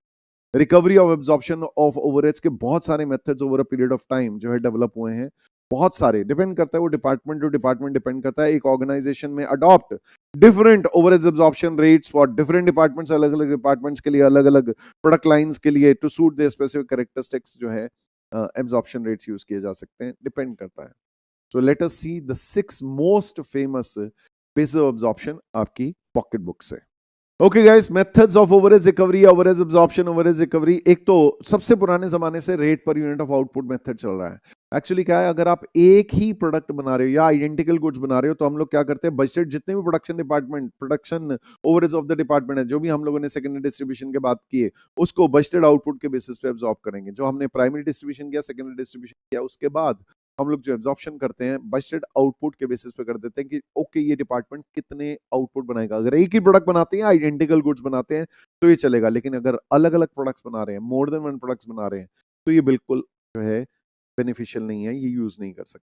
तो आज की डेट में थोड़ा कम यूज हो पाता है overheads rate per unit of output, इसीलिए फिर देन बाद में जो है चला एक डायरेक्ट मटेरियल कॉस्ट परसेंटेज। अगर आपको लगता है कि आपका direct material is a major element of cost और आपके मैक्सिमम ओवरहेड्स का लिंक भी डायरेक्ट मटेरियल की कंजम्पशन से है, तो उस केस में direct material cost percentage rate निकाला जाता है। उसमें क्या किया जाता है, जो भी budgeted production overheads of the department है उसको हम लोग जो है डायरेक्ट मटेरियल कॉस्ट, जो भी उस डिपार्टमेंट में बजटेड डायरेक्ट मटेरियल कॉस्ट जितनी भी लगने का एस्टिमेट है उससे डिवाइड करके इनटू 100 कर देंगे, तो ये हमारे direct material cost percentage rate आ जाएगा। इसी तरीके से अब आपका लगता है नहीं जी हमारा काम जो है लेबर इंटेंसिव है और लेबर इंटेंसिव है और मेजर हमारे खर्चे जो है ही डायरेक्ट वेजेस, मेजर एलिमेंट जो प्राइम कॉस्ट में मेजर एलिमेंट है भी जो डायरेक्ट लेबर कॉस्ट है, और अल्टीमेटली हमारे जो मैक्सिमम ओवरहेड्स है वो है ही लेबर की कॉस्ट से लिंक्ड, तो उस केस में if majority overheads are linked with the direct labour cost, तो उस केस में हम labour cost percentage rate use करते हैं, that is budgeted production overheads of the department divide by budgeted labour cost multiplied by 100। इस तरीके से कर सकते हैं। फिर प्राइम कॉस्ट परसेंटेज रेट, ये हम लोग कैसे करते हैं गाइस, सिर्फ डायरेक्ट मटेरियल नहीं, डायरेक्ट लेबर नहीं है। If you think that your overheads are not directly linked only with prime direct material, direct labor, even direct expenses, सारी की सारी डायरेक्ट कॉस्ट से लिंक्ड है, तो उस केस में प्राइम कॉस्ट परसेंटेज रेट निकाला जाता है, that is budgeted overheads production overheads of the department divide by budgeted prime cost, जो भी उस डिपार्टमेंट में हो रही है, इनटू 100 करके आप इसे निकाल सकते हैं। बाकी ये चार मेथड्स आज की डेट में काफी कम यूज हो रहे हैं। सबसे ज्यादा जो ओवरहेड एब्जॉर्प्शन के रेट यूज हो रहे हैं वो हो रहा है लेबर इंटेंसिव काम, तो आप लेबर आर रेट निकालते हो, नहीं तो कैपिटल इंटेंसिव काम है तो आप मशीन आर रेट निकालते हो। लेबर आर रेट कैसे निकलता है, ऐसे निकलता है budgeted production overheads of the department divide by budgeted effective labour hours, इस बेसिस पे आप निकाल सकते हो। इफेक्टिव लेबर आवर्स कैसे निकलते हैं, जैसा कि आप एम्प्लॉय कॉस्ट के चैप्टर में पढ़ते हो, इफेक्टिव लेबर आवर्स कैसे निकलते हैं, आपके total labour hours minus normal idle time if any, अगर दिया हुआ तो इस हिसाब से आप निकाल सकते हो। And then machine hour rate, आइए मशीन आर रेट को जरा समझते हैं। Budgeted overheads of the department divide by budgeted effective machine hours, वही machine hours effective machine hours वही है, total machine hours minus normal idle time of the machine, इस तरीके से आप इसे निकाल सकते हैं। नेक्स्ट, तो इफेक्टिव मशीन आवर्स ये देखो यहां पर डिफाइन कर रखा है, टोटल मशीन आवर्स में से normal idle time of the machine. अब डिटेल में मशीन आर रेट को जरा समझते हैं। अगर एक से ज्यादा मशीनें हैं एक डिपार्टमेंट में तो हर मशीन का सेपरेट मशीन आर रेट निकाला जाता है। अगर आपका कैपिटल इंटेंसिव काम है तो हमें मशीन आर रेट निकालना होता है। आइए जरा डिस्कस करते हैं theory. Okay guys, machine hour rate in modern industries, आज के जमाने में हाई डिग्री ऑफ मैकेनाइजेशन हो चुका है, ऑटोमेशन हो चुका है, तो मशीन आर रेट यूज किया जा रहा है। This is the appropriate method of absorption of overheads in a scientific method manner. तो ये हमारा जो है मशीन आर रेट हम लोग जो है यूज करते हैं। मशीन आर रेट कैलकुलेट कैसे किया जाता है, हर मशीन के लिए सेपरेट कैलकुलेट करते हैं, हर ग्रुप ऑफ मशीन के लिए कैलकुलेट किया जा सकता है। मशीन आर रेट जो है आप कैसे चार्ज करेंगे, आप कहेंगे टोटल ओवरहेड्स जितने भी हैं आपके डिपार्टमेंट के, उसको आप जो है machine hours effective machine hours से डिवाइड करो, और फिर उसके बाद आप अपने जो है अपना जो भी आउटपुट बन रहा है उस मशीन से, उस पर आप उसे चार्ज या रिकवर या एब्जॉर्ब कर सकते हो। तो let us see calculation of machine hour rate has come a long way. पुराने जमाने में सबसे पहले क्या किया गया, ऑर्डिनरी मशीन आर रेट निकालते थे, क्योंकि मशीन के अपने खर्चे, मशीन के लिए जितनी पार लग रही है, मशीन के लिए जितना फ्यूल लग रहा है, मशीन के लिए मशीन का अपना कोई रिपेयर एंड मेंटेनेंस है, मशीन का अपना कोई डेप्रिसिएशन है, ये सारे के सारे खर्चे जो है आपने जोड़ने हैं। इन सबको, मशीन का अपना इंश्योरेंस के खर्चे हैं, तो ये सारे के सारे खर्चे आपने जोड़ने हैं। All these cost have to be accumulated and फिर total overheads directly related with the machine को आपने इफेक्टिव मशीन आवर से डिवाइड करना है और खत्म हो गई बात। ये आपका आ गया मशीन आर रेट। कौन सा, ऑर्डिनरी मशीन आर रेट। तो ऑर्डिनरी मशीन आर रेट को कैसे डिफाइन किया जाता है, हम लोग ऐसे कहते हैं, before starting with the actual process. देखो over a period of time ये डेवलप हुआ है, थियोरेटिकली आपको पता होना चाहिए। सबसे पहले जो है सारे के सारे खर्चे जो मशीन के अपने खर्चे हैं, ठीक है, मशीन के अपने खर्चे, जैसे फॉर एग्जांपल मशीन का अपना fuel, power, repairs, maintenance, insurance premium, उन सबको इकट्ठा करते हैं और फिर इफेक्टिव मशीन आवर से डिवाइड कर देते हैं, तो ये ऑर्डिनरी मशीन आवर रेट कहलाता है। लेकिन फिर लोग कहने लगे नहीं यार, जिस डिपार्टमेंट में ये मशीन खड़ी है उसके भी तो खर्चे इस पे चार्ज करो, जहां मशीन खड़ी है वहां पर उसका रेंट भी तो इस पे चार्ज करो, सुपरवाइजर सैलरी भी तो चार्ज करो, and so on and so forth. तो total overheads directly related to the machine के साथ हम लोग जोड़ देते हैं। क्या चीज, सुपरवाइजर है उसकी तनख्वाह, उसको अपोर्शन कर दो मशीन पे। इस तरीके से जो फैक्ट्री है उसका रेंट, रेट्स एंड टैक्सेस, उसको जो है आप अपोर्शन कर दो। फैक्ट्री की लाइटिंग अगर कोई है तो उसको अपोर्शन कर दो, एज द केस में भी। इन सबको आप ले जाओ, इन सबको ऐड कर दो, और फिर जो भी कॉमन ओवरहेड से उनको अपोर्शन करके उस पर्टिकुलर मशीन पे, ठीक है जी। हर एक मशीन, अगर मोर देन वन मशीन है, हर मशीन का अलग मशीन आवर रेट निकलेगा, फिर उस मशीन के डिवाइड कर दो उसके इफेक्टिव मशीन आवर्स से, तो ये आपका आ जाएगा second number, that is to say composite machine hour rate. ये सेकंड फंडामेंटल आया। कॉम्पोजिट मशीन आवर रेट में हमने क्या कहा, जो cost not related with the machine है, वो जैसे फैक्ट्री के डिपार्टमेंट के खर्चे, जैसे फैक्ट्री का supervision, rent, rates and taxes, height, lighting etcetera, heating, ये सारे के सारे खर्चे अपोर्शन कर दो, ठीक है जी। जैसे फॉर एग्जांपल सुपरविजन का भाई कितने सुपरविजन के सुपरवाइजर के कितने टाइम लग रहा है, या कितना उसके कितनी मशीन है, उसके बेसिस पे हम लोग जो है उसके सुपरविजन चार्जेस बांट सकते हैं। फैक्ट्री रेंट एरिया के बेसिस पे बांट सकते हैं, लाइटिंग लाइट पॉइंट्स के बेसिस पे या एरिया के बेसिस पे बांट सकते हैं। फिर बांटने के बाद उस मशीन के अपने खर्चे प्लस ये जो कॉमन ओवरहेड्स हैं डिपार्टमेंट के, उनको सम अप करके आप कॉम्पोजिट मशीन आवर रेट निकाल सकते हैं इफेक्टिव मशीन आवर से डिवाइड करके। Last but not the least came comprehensive machine hour rate. अब ये जो मशीन के अपने खर्चे प्लस जो कॉमन खर्चे apportion two of the factory जो अपोर्शन हुआ है, इसमें हम लोग और जोड़ देते हैं क्या, ऑपरेटर की तनख्वाह। जो ऑपरेटर है उसकी तनख्वाह हम लोग इसमें और जोड़ देते हैं, तो ऑपरेटर सैलरी हमने और जोड़ दी। ऑपरेटर हो सकता है एक से ज्यादा मशीनें देख रहा हो, तो उसकी सैलरी भी अपोर्शन की जाएगी अलग अलग मशीन पे। तो ऑपरेटर की तनख्वाह जोड़ के फिर जो मशीन आज से डिवाइड करते हैं, तो उसको कहा जाता है कॉम्प्रिहेंसिव मशीन आवर रेट। आज की डेट में जो हम लोग मशीन आवर रेट यूज करते हैं वो एब्जॉर्प्शन के लिए, वो हमारा कॉम्प्रिहेंसिव मशीन आवर रेट होता है। तो comprehensive machine hour rate while calculating machine hour rate, wages of operators जो है वो भी हम लोग ऐड कर देते हैं कॉस्ट में। पुराने जमाने में ऑपरेटर की तनख्वाह को हम लोग डायरेक्ट वेजेस लेते थे, लेकिन आज की डेट में उसको ओवरहेड्स में जोड़ देते हैं, क्योंकि मशीन के ऑपरेशन से लिंक्ड है। तो ऑपरेटर की तनख्वाह भी जब जोड़ देते हैं, तो उस केस में ये मशीन आवर रेट जो निकाला जाता है, this is called comprehensive machine hour rate. तो इस केस में फिर ऑपरेटर की तनख्वाह डायरेक्ट वेजेस में नहीं, यहाँ ओवरहेड्स में आ गई, तो इसे कहा जाता है comprehensive machine hour rate. Now machine hour rate निकाला कैसे जाता है, ये देखिए। अगर क्वेश्चन में आपको कुछ नहीं बताता है कि कौन सा मशीन आवर रेट निकालना है, तो आप लोग ये माइंड यू, ये आप ध्यान रखिएगा, which machine hour rate has to be calculated, you have to calculate comprehensive machine hour rate only, mind you. अब बढ़ते हैं आगे। Now comes group machine hour rate. Group machine hour rate, अगर identical एक जैसी मशीनें हैं, तो उनका ग्रुप इकट्ठा करके एक ही साथ मशीन आवर रेट निकाला जा सकता है। टाइम्स मशीन में जो है मोर than one type of similar machines हैं, तो उसका इकट्ठा निकाल दो यार, सिमिलरली वर्क कर रहे हैं, साइमल्टेनियसली वर्क कर रहे हैं, तो ग्रुप मशीन आवर रेट निकाल दो। देन इसी तरीके से अगली बारी आती है सेटअप टाइम। सेटअप टाइम क्या होता है, the time required to make the machine ready for the production process, ठीक है जी। अनलेस अदरवाइज स्टेटेड, हम लोग ये मान के चलेंगे क्या, ये वाली चीज मैंने आपको आपकी पॉकेट बुक में भी दी हुई है कि भाई सेटअप टाइम जो है अनप्रोडक्टिव है। आप बता दो प्रोडक्टिव है तो ठीक है, नहीं तो हम लोग मान के चल रहे हैं अनप्रोडक्टिव है।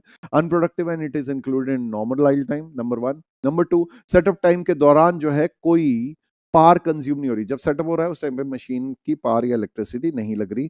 आइए इसी चीज को आपकी पॉकेट बुक में देखते हैं, और मशीन आवर रेट को कैसे निकाला जाता है, उसकी अगर सेपरेट स्टेटमेंट बनानी हो तो वो कैसे दिखाते हैं, आइए उसको स्टडी करते हैं।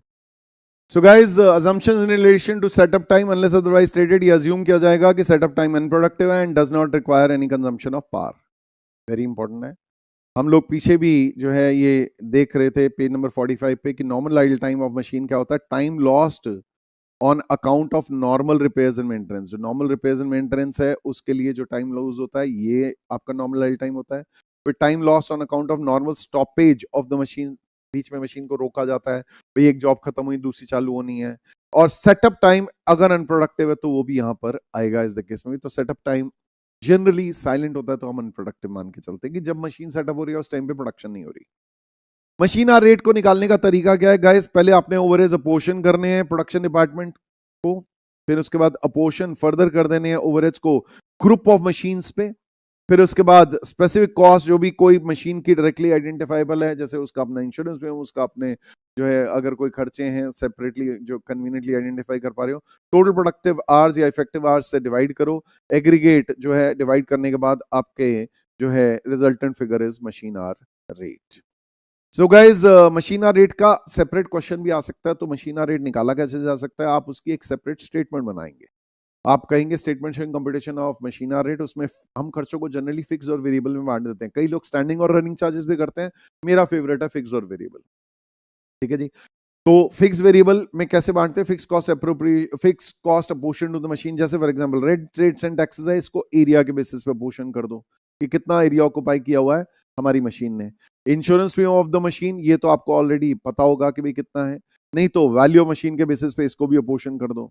सुपरविजन चार्जेस, इसको जो है नंबर ऑफ मशीन्स के बेसिस पे बता दो, या वो अगर हमें बता देता कितना मैंने इसमें जो है टाइम दिया है उसके बेसिस पे बांट दो।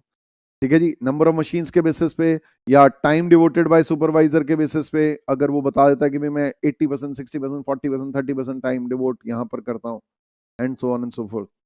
फिर depreciation, repairs and maintenance irrespective of its usage. जैसे फॉर एग्जांपल एसएलएम या डब्ल्यूडीवी पे अगर आप डेप्रिसिएशन चार्ज कर रहे हो, कम चलाओ मशीन, ज्यादा चलाओ, आपका ये खर्चा होना ही होना है। तो ये जो है आपका अगेन यहां पर आ जाएगा। फिर लाइटिंग के चार्जेस जो है, इसको लाइट पॉइंट्स आपको दिए हुए हैं तो उसके बेसिस पे अपोर्शन कर दो, नहीं दिए हुए हैं तो एरिया बेसिस पे अपोर्शन कर दो। देन इस तरीके से ऑपरेटर की तनख्वाह पेबल ऑन मंथली बेसिस, अगर पर मंथ बेसिस पे देते हैं तो यहां लेते हैं, अगर पर आवर बेसिस पे लेते हैं तो नीचे वेरिएबल कॉस्ट में लेते हैं।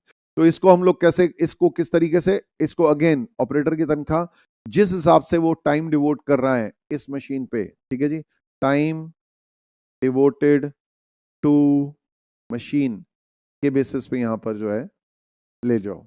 ये टेक एन एग्जांपल, वो 2 मशीनें देख रहा है तो चलो जी हर मशीन पे ले जाओ, and so on and so forth. इसको इफेक्टिव मशीन आवर्स से आपने डिवाइड करना है, टोटल मशीन आवर्स में नॉर्मल आइडल टाइम माइनस करने हैं। Once again normal idle time मैंने आपको यहाँ दिए हुए हैं आपके पेज नंबर 45 पे। Time loss due to normal repairs and maintenance, time loss due to normal stoppage, बीच में कभी स्टॉप करना पड़ता है ओवरहीटिंग से बचाने के लिए, या एक जॉब खत्म होगी दूसरी शुरू करनी है, और सेटअप टाइम अगर अनप्रोडक्टिव है तो वापस आते हैं। नेक्स्ट, ये सारे फिक्स चार्जेस पर आर आ गए। आपने इससे फिक्स चार्जेस को इफेक्टिव मशीन आवर से डिवाइड किया, फिक्स चार्जेस पर आर आ गए। इसमें फिर वेरिएबल चार्जेस पर आर, पर इफेक्टिव मशीन आवर आप निकाल देंगे। वेरिएबल चार्जेस को अलग अलग से निकाल देते हैं, फिक्स चार्जेस को हम लोग एक ही बार सम करके इफेक्टिव मशीन आवर से डिवाइड करते हैं। जैसे power cost per effective machine hour, depreciation अगर आप usage basis means machine hours basis पे, मशीन आवर्स वर्कड बेसिस पे अगर डेप्रिसिएशन चार्ज करते हो तो वो यहां पर आ जाएगा। इसी तरीके से ऑपरेटर की तनख्वाह if payable on hourly basis, operator की तनख्वाह भी अगर आप आवर्स वर्कड के बेसिस पे अगर करते हो, आवर्स वर्कड बेसिस पे करते हो, तो वो भी यहां पर आप ले लोगे एज द केस में।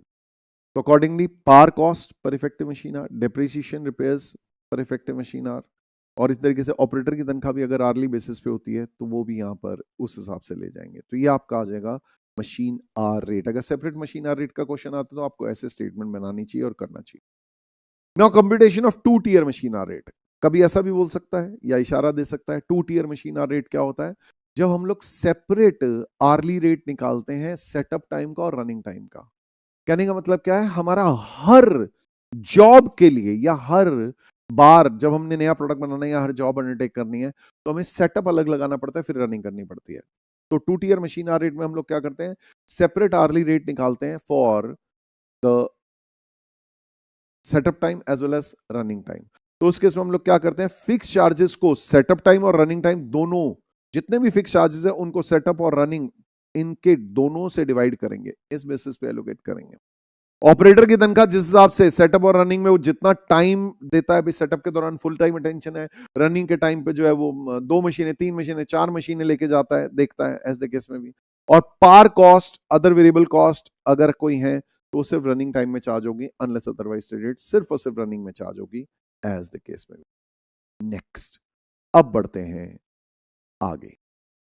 Guys, now the next concept, absorption of manufacturing overheads. Manufacturing overheads को जो है आप अगर सेपरेटली क्लासिफाई करो उनके वेरिएबिलिटी आउटपुट के हिसाब से, दैट इज से आप उनके लेवल ऑफ एक्टिविटी के हिसाब से, दैट इज फिक्स और वेरिएबल ओवरहेड्स, और उस बेसिस पे एब्जॉर्ब अगर करना चाहो तो वेरिएबल ओवरहेड्स को जनरली हम लोग एब्जॉर्ब करते हैं एक्चुअल प्रोडक्शन के बेसिस पे, एक्चुअल आउटपुट या एज द केस में भी एक्चुअल मशीन आवर्स के बेसिस पे। और ये जो है फिक्स ओवरहेड्स को हम लोग एब्जॉर्ब करते हैं on the basis of normal या बजटेड कैपेसिटी के बेसिस पे, अगर सेपरेट एब्जॉर्प्शन रेट निकालने को बोले तो।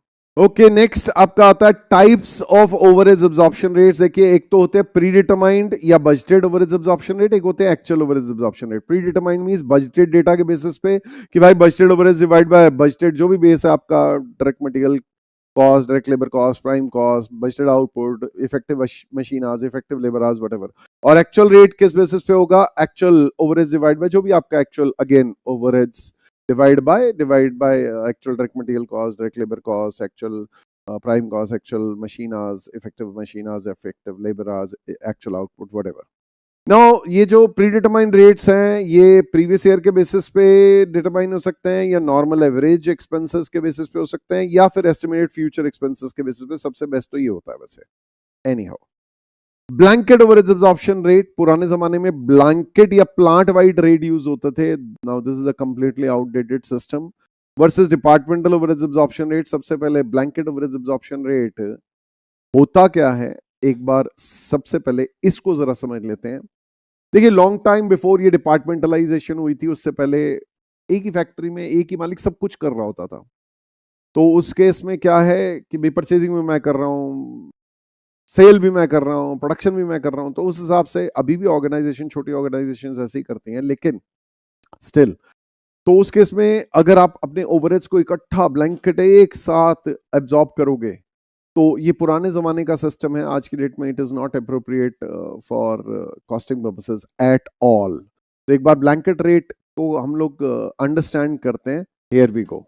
नाउ गाइस, ब्लैंकेट या plant wide overhead absorption rate या सिंगल ओवरहेड एब्जॉर्प्शन रेट, पूरी फैक्ट्री का एक ही ओवरहेड एब्जॉर्प्शन रेट निकाला जा रहा है। A single overhead absorption rate for the department, सारे डिपार्टमेंट्स ऑफ द फैक्ट्री का सिंगल ओवरहेड एब्जॉर्प्शन रेट निकाला जा रहा है। कोई प्राइमरी डिस्ट्रीब्यूशन की जरूरत नहीं है, कोई सेकेंडरी डिस्ट्रीब्यूशन की जरूरत नहीं है, एक डिपार्टमेंटलाइजेशन की ही सीन नहीं है। एंटायर फैक्ट्री ओवरहेड सारे डिपार्टमेंट्स को इकट्ठा कर देंगे, क्लब कर देंगे और सिंगल बिजनेस एब्जॉर्प्शन से जो है डिवाइड कर देंगे। तो total factory overheads of the entire factory divide by basis of absorption, इस तरीके से किया जा सकता है। अब ब्लैंकेट ओवरहेड्स एब्जॉर्प्शन रेट जो है को हम लोग यूज कब करें? ब्लैंकेट ओवरहेड्स एब्जॉर्प्शन रेट तब यूज करना पसंद करते हैं only where single product manufacture हो रहा हो फैक्ट्री में, और सारे के सारे ओवरहेड जो है उससे लॉजिकली रिलेट हो पा रहे हैं सिंगल बिजनेस एब्जॉर्प्शन से, तो किया जा सकता है, अदरवाइज नॉट। थोड़ा सा और इसी चीज को अंडरस्टैंड करते हैं आपकी पॉकेट बुक से। सो गाइज, सबसे पहली चीज ब्लैंकेट वर्सेस डिपार्टमेंटल रेट्स। वैसे प्रेफरेबली आज की डेट में डिपार्टमेंटल रेट्स यूज करने चाहिए, हमें ब्लैंकेट रेट नहीं यूज करना चाहिए, बट नॉलेज के लिए आपको पता होना चाहिए। कंप्लीटली आउटडेटेड सिस्टम है ब्लैंकेट रेट। इसमें क्या है, total factory overheads of the entire factory divide by total base of the entire factory. लेकिन डिपार्टमेंटल रेट्स क्या है, हर एक डिपार्टमेंट का अपना अपना, क्योंकि हो सकता है एक लेबर इंटेंसिव हो, एक कैपिटल इंटेंसिव हो, एक में लेबर से काम हो रहा हो, एक में जो है मशीनों से काम हो रहा हो। तो overheads of the department divide by base for the department as the case में। Now blanket overhead absorption rate जो है, मोर देन वन प्रोडक्ट अगर आप मैन्युफैक्चर करते हो, अगर एक ही प्रोडक्ट मैन्युफैक्चर कर रहे हो तो कोई दिक्कत नहीं, तो आप लगा सकते हो, तभी लगा सकते हो जब आपको एक बेसिस ऑफ एब्जॉर्प्शन सही लगता है पूरी फैक्ट्री के लिए और सारे ओवरहेड जो है उससे लिंक हो पा रहे हैं logically, otherwise not.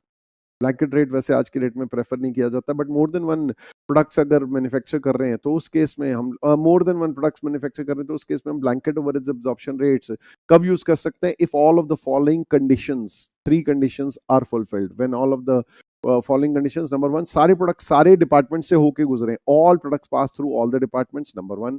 Number two, सारे के सारे जो ओवरहेड्स है उसको time as a business absorption को यूज किया जाए, time as a business absorption. Number एक, सारे प्रोडक्ट्स सारे डिपार्टमेंट से होकर गुजर रहे हैं, बिजनेस एब्जॉर्प्शन टाइम है या तो मशीन का टाइम या लेबर का टाइम, एज द केस में logical basis for all the departments है। एंड फिर सारे के सारे प्रोडक्ट्स जो है इक्वल टाइम स्पेंड कर रहे हैं in all the departments. Let me give you an example. Let's take an example. हमारा एक डिपार्टमेंट है P1, एक डिपार्टमेंट है P2, एक डिपार्टमेंट है P3, ये हमारे डिपार्टमेंट्स है। और हम लोग अपनी फैक्ट्री में प्रोडक्ट बना रहे हैं, प्रोडक्ट ए और प्रोडक्ट बी, ये दो बना रहे। प्रोडक्ट ए यहां पर 5 घंटे, यहां पर 5 घंटे, यहां पर 5 घंटे ले रहा है, तो इक्वल टाइम। प्रोडक्ट बी 2 घंटे 2 घंटे 2 घंटे, इक्वल टाइम। मैं ये नहीं कह रहा दोनों के दोनों 5 घंटे ही करेंगे, no, each product spends equal time in all the departments. तो सारे प्रोडक्ट जो हैं इक्वल टाइम, जैसे 5 5 5, 2 2 2, 3 3 3 ऐसे करके, तभी ये लगा सकते हैं, अदरवाइज नहीं लगाना है। नेक्स्ट, फिर इसके बाद segregation of fix and variable overheads. अगर सेमी वेरिएबल ओवरहेड्स है तो आप क्या करेंगे, आपकी जितनी भी चेंज इन कॉस्ट है, जितनी भी चेंज इन टोटल ओवरहेड्स है, वो सारा का सारा चेंज इन टोटल ओवरहेड्स वो सिर्फ और सिर्फ वेरिएबल की वजह से है। तो change in overheads divide by change in output करो, या change in overheads divide by change in machine hours हो या चेंज इन लेबर आवर्स हो। इस हिसाब से आप जो है ओवरहेड्स रेट पर यूनिट या overheads rate per machine hour या overheads rate per labour hour निकाल सकते हो। Once you have calculated this, फिर आप फिक्स ओवरहेड्स कैसे निकाल सकते हो, टोटल सेमी वेरिएबल ओवरहेड्स में से वेरिएबल ओवरहेड्स माइनस कर दोगे। वेरिएबल ओवरहेड्स कैसे निकलेंगे, अगेन अभी आपने वेरिएबल ओवरहेड्स पर यूनिट निकाली थी, मल्टीप्लाइड बाय यूनिट्स कर दो आउटपुट, या फिर वेरिएबल ओवरहेड्स पर आर निकाले थे, मल्टीप्लाइड बाय आवर्स कर दो, जो भी मशीन आवर्स लेबर आवर्स हैं उस हिसाब से आपने जो ये निकाल देना है। और वेरिएबल ओवरहेड्स माइनस करोगे सेमी वेरिएबल ओवरहेड्स में से, बाकी क्या बचेगा, fix overheads. That finishes of this part. अब बढ़ते हैं आगे। नाउ गाइस, नेक्स्ट कॉन्सेप्ट आता है अंडर या over absorption of overheads. Here we go guys. Under या ओवर एब्जॉर्प्शन ऑफ ओवरहेड्स होता क्या है, what is meant by under या over absorption of overheads.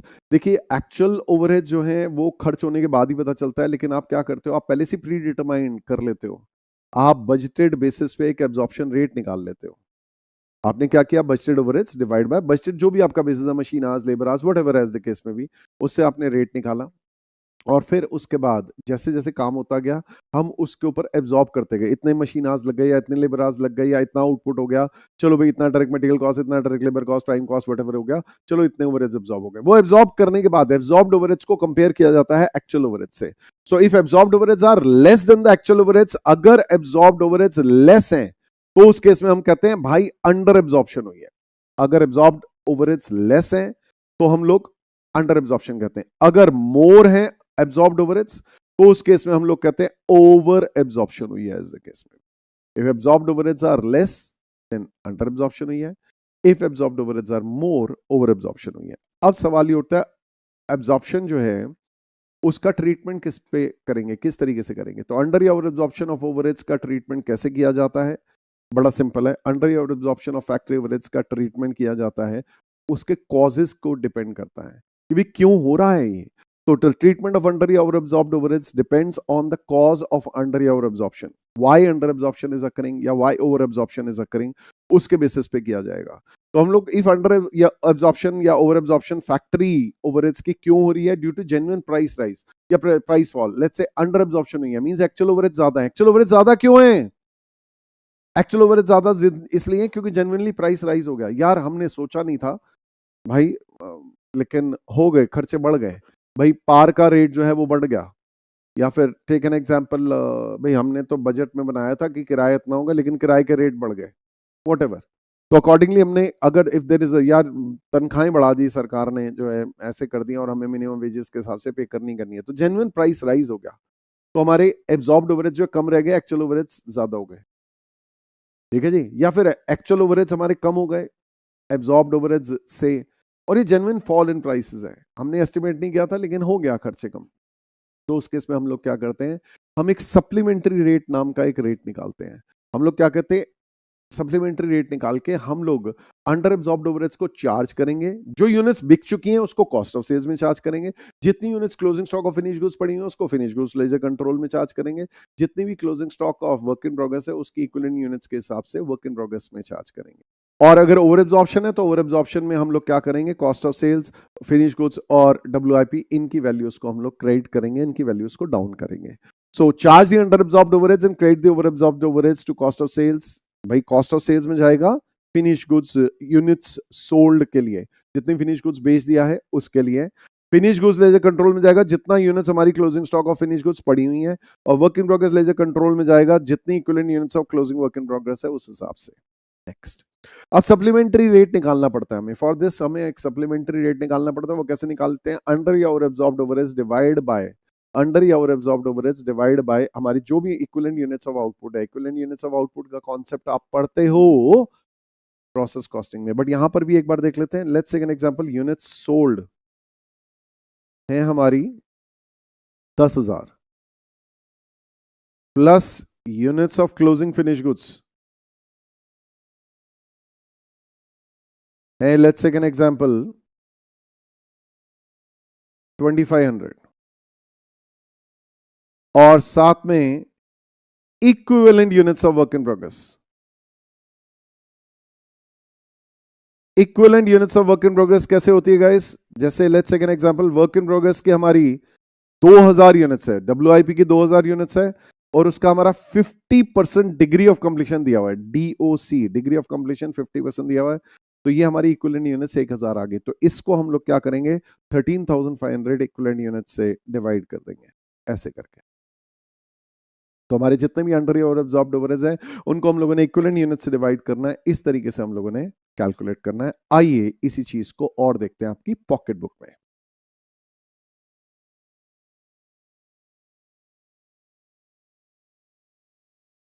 So guys, treatment of under या over absorption, अगर जेन्युइन प्राइस राइज या fall हो तो अंडर एब्जॉर्ब्ड ओवरहेड्स, अभी हमने देखा था अगर एब्जॉर्ब्ड ओवरहेड्स कम है एक्चुअल ओवरहेड से तो अंडर एब्जॉर्प्शन कहते हैं।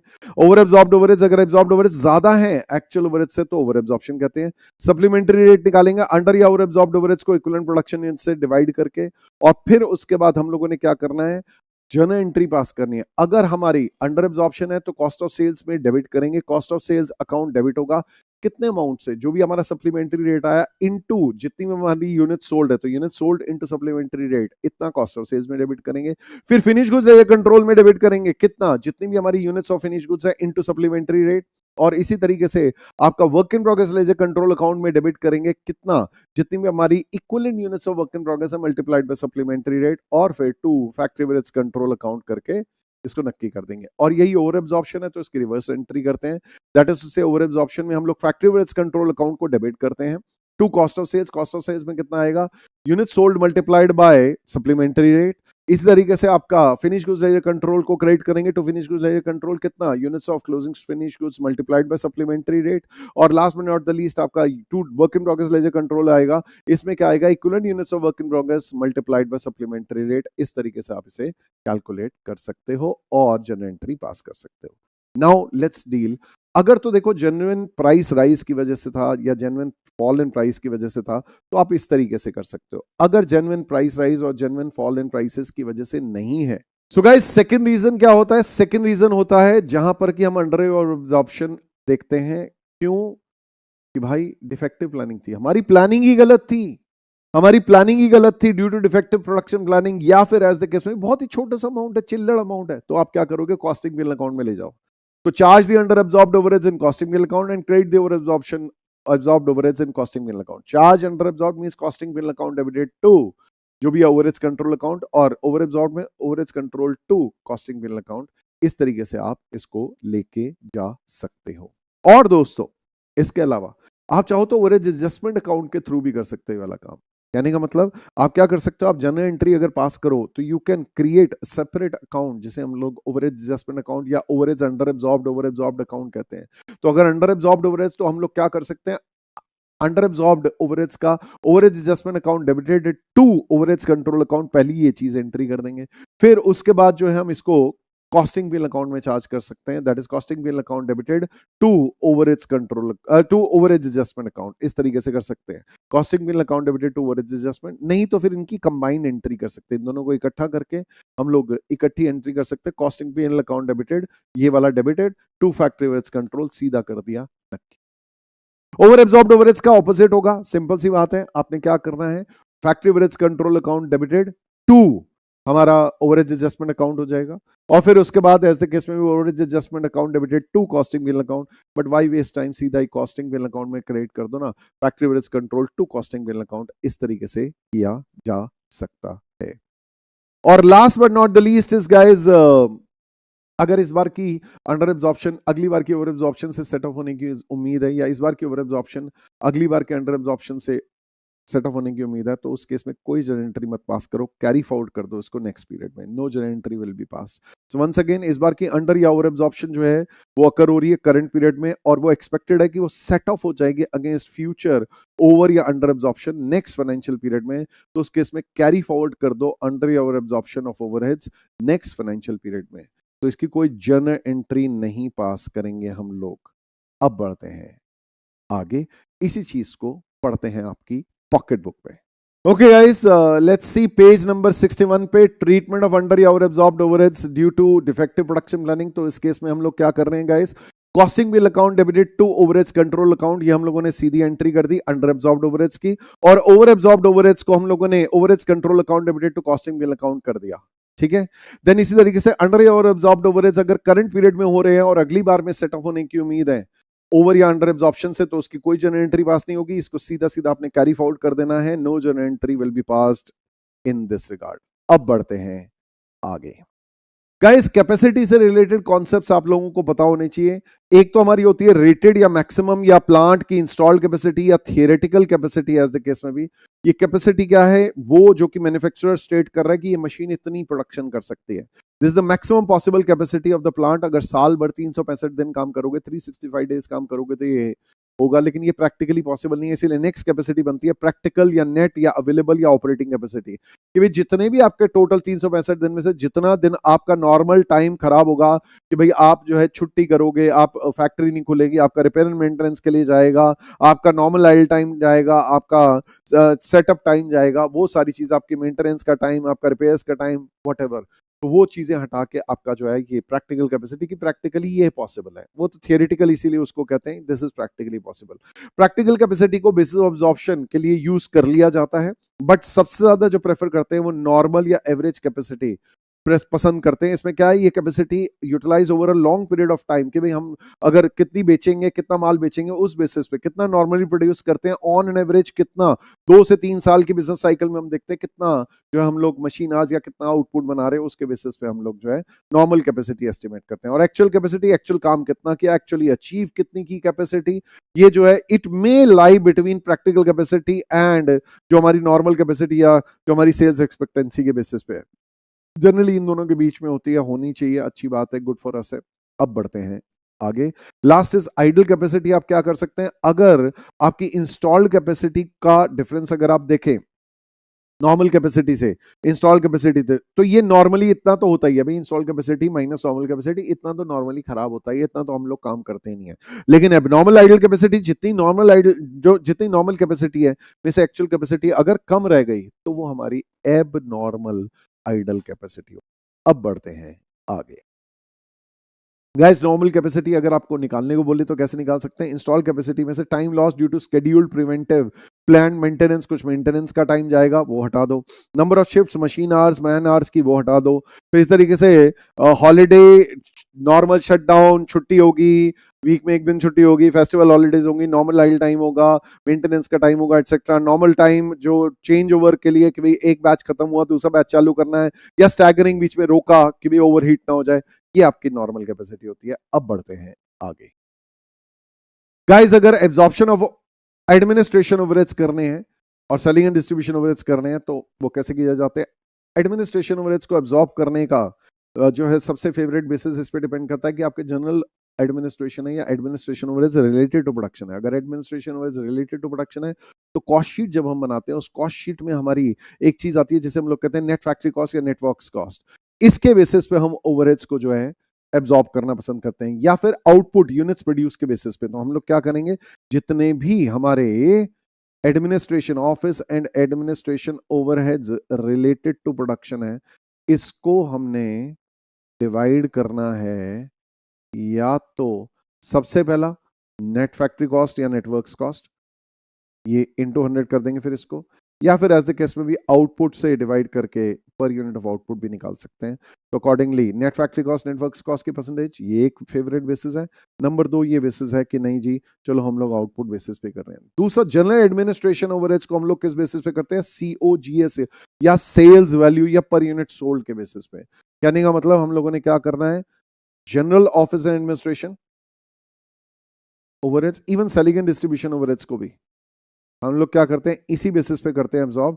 किस बेसिस पे, COGS के बेसिस पे या सेल्स वैल्यू के बेसिस पे, मल्टीप्लाइड बाय 100 कर दो, या फिर एज द केस में भी यूनिट सोल्ड के बेसिस पे, इसमें फिर इनटू 100 नहीं होता एज द केस में भी।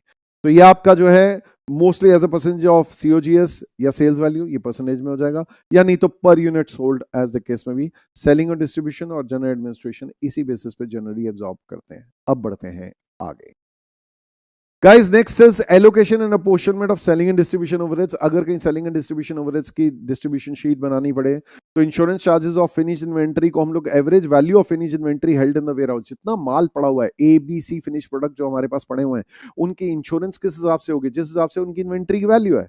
इस तरीके से सैलरीज एंड सेल्स डिपार्टमेंट को कैसे बांटना चाहिए, सेल्समैन की जो हमारी सैलरीज है उनको कैसे बांटना चाहिए, time devoted to various product service, जो हमारे सेल्स डिपार्टमेंट है किस किस प्रोडक्ट पे कितना कितना टाइम दे रहे हैं उसके बेसिस पे बांट सकते हैं। एक तो ये ऑप्शन है, नहीं तो नंबर ऑफ सेल्समैन कितने हैं हर डिपार्टमेंट के अगर अलग अलग हैं, ठीक है जी, तो उस केस में उस बेसिस पे बांट सकते हैं। एडवर्टाइजमेंट कॉस्ट, जिस हिसाब से आपका एडवर्टाइजमेंट बजट होगा या एक्चुअल एडवर्टाइजमेंट जितना कर रहे हो, क्योंकि एडवर्टाइजमेंट तो भैया जिस हिसाब से जिस प्रोडक्ट के लिए जितनी करनी है या जितनी कर दी है उसके हिसाब से ले लो। शोरूम के खर्चे, स्पेस ऑक्युपाइड, एवरेज स्पेस हर प्रोडक्ट के लिए कितनी कितनी स्पेस जा रही है उस बेसिस पे आप बांट सकते हैं।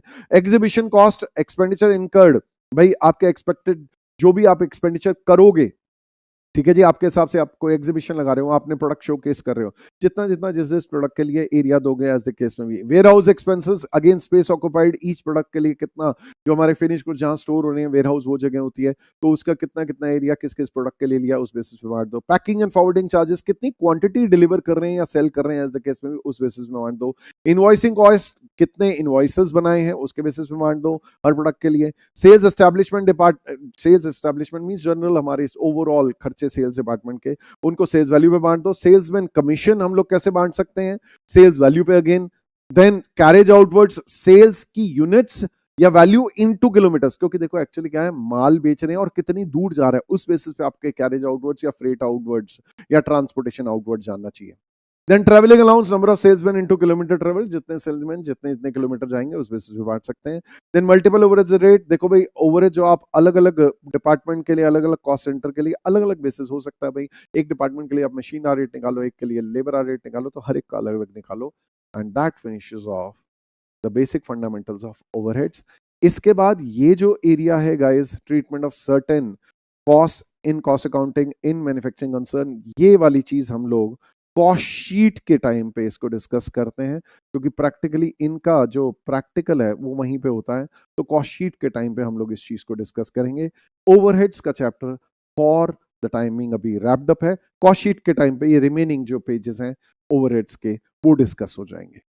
Okay guys, I hope you found this chapter easy and interesting. मुझे पूरी उम्मीद है आप लोगों को मजा आ रहा होगा।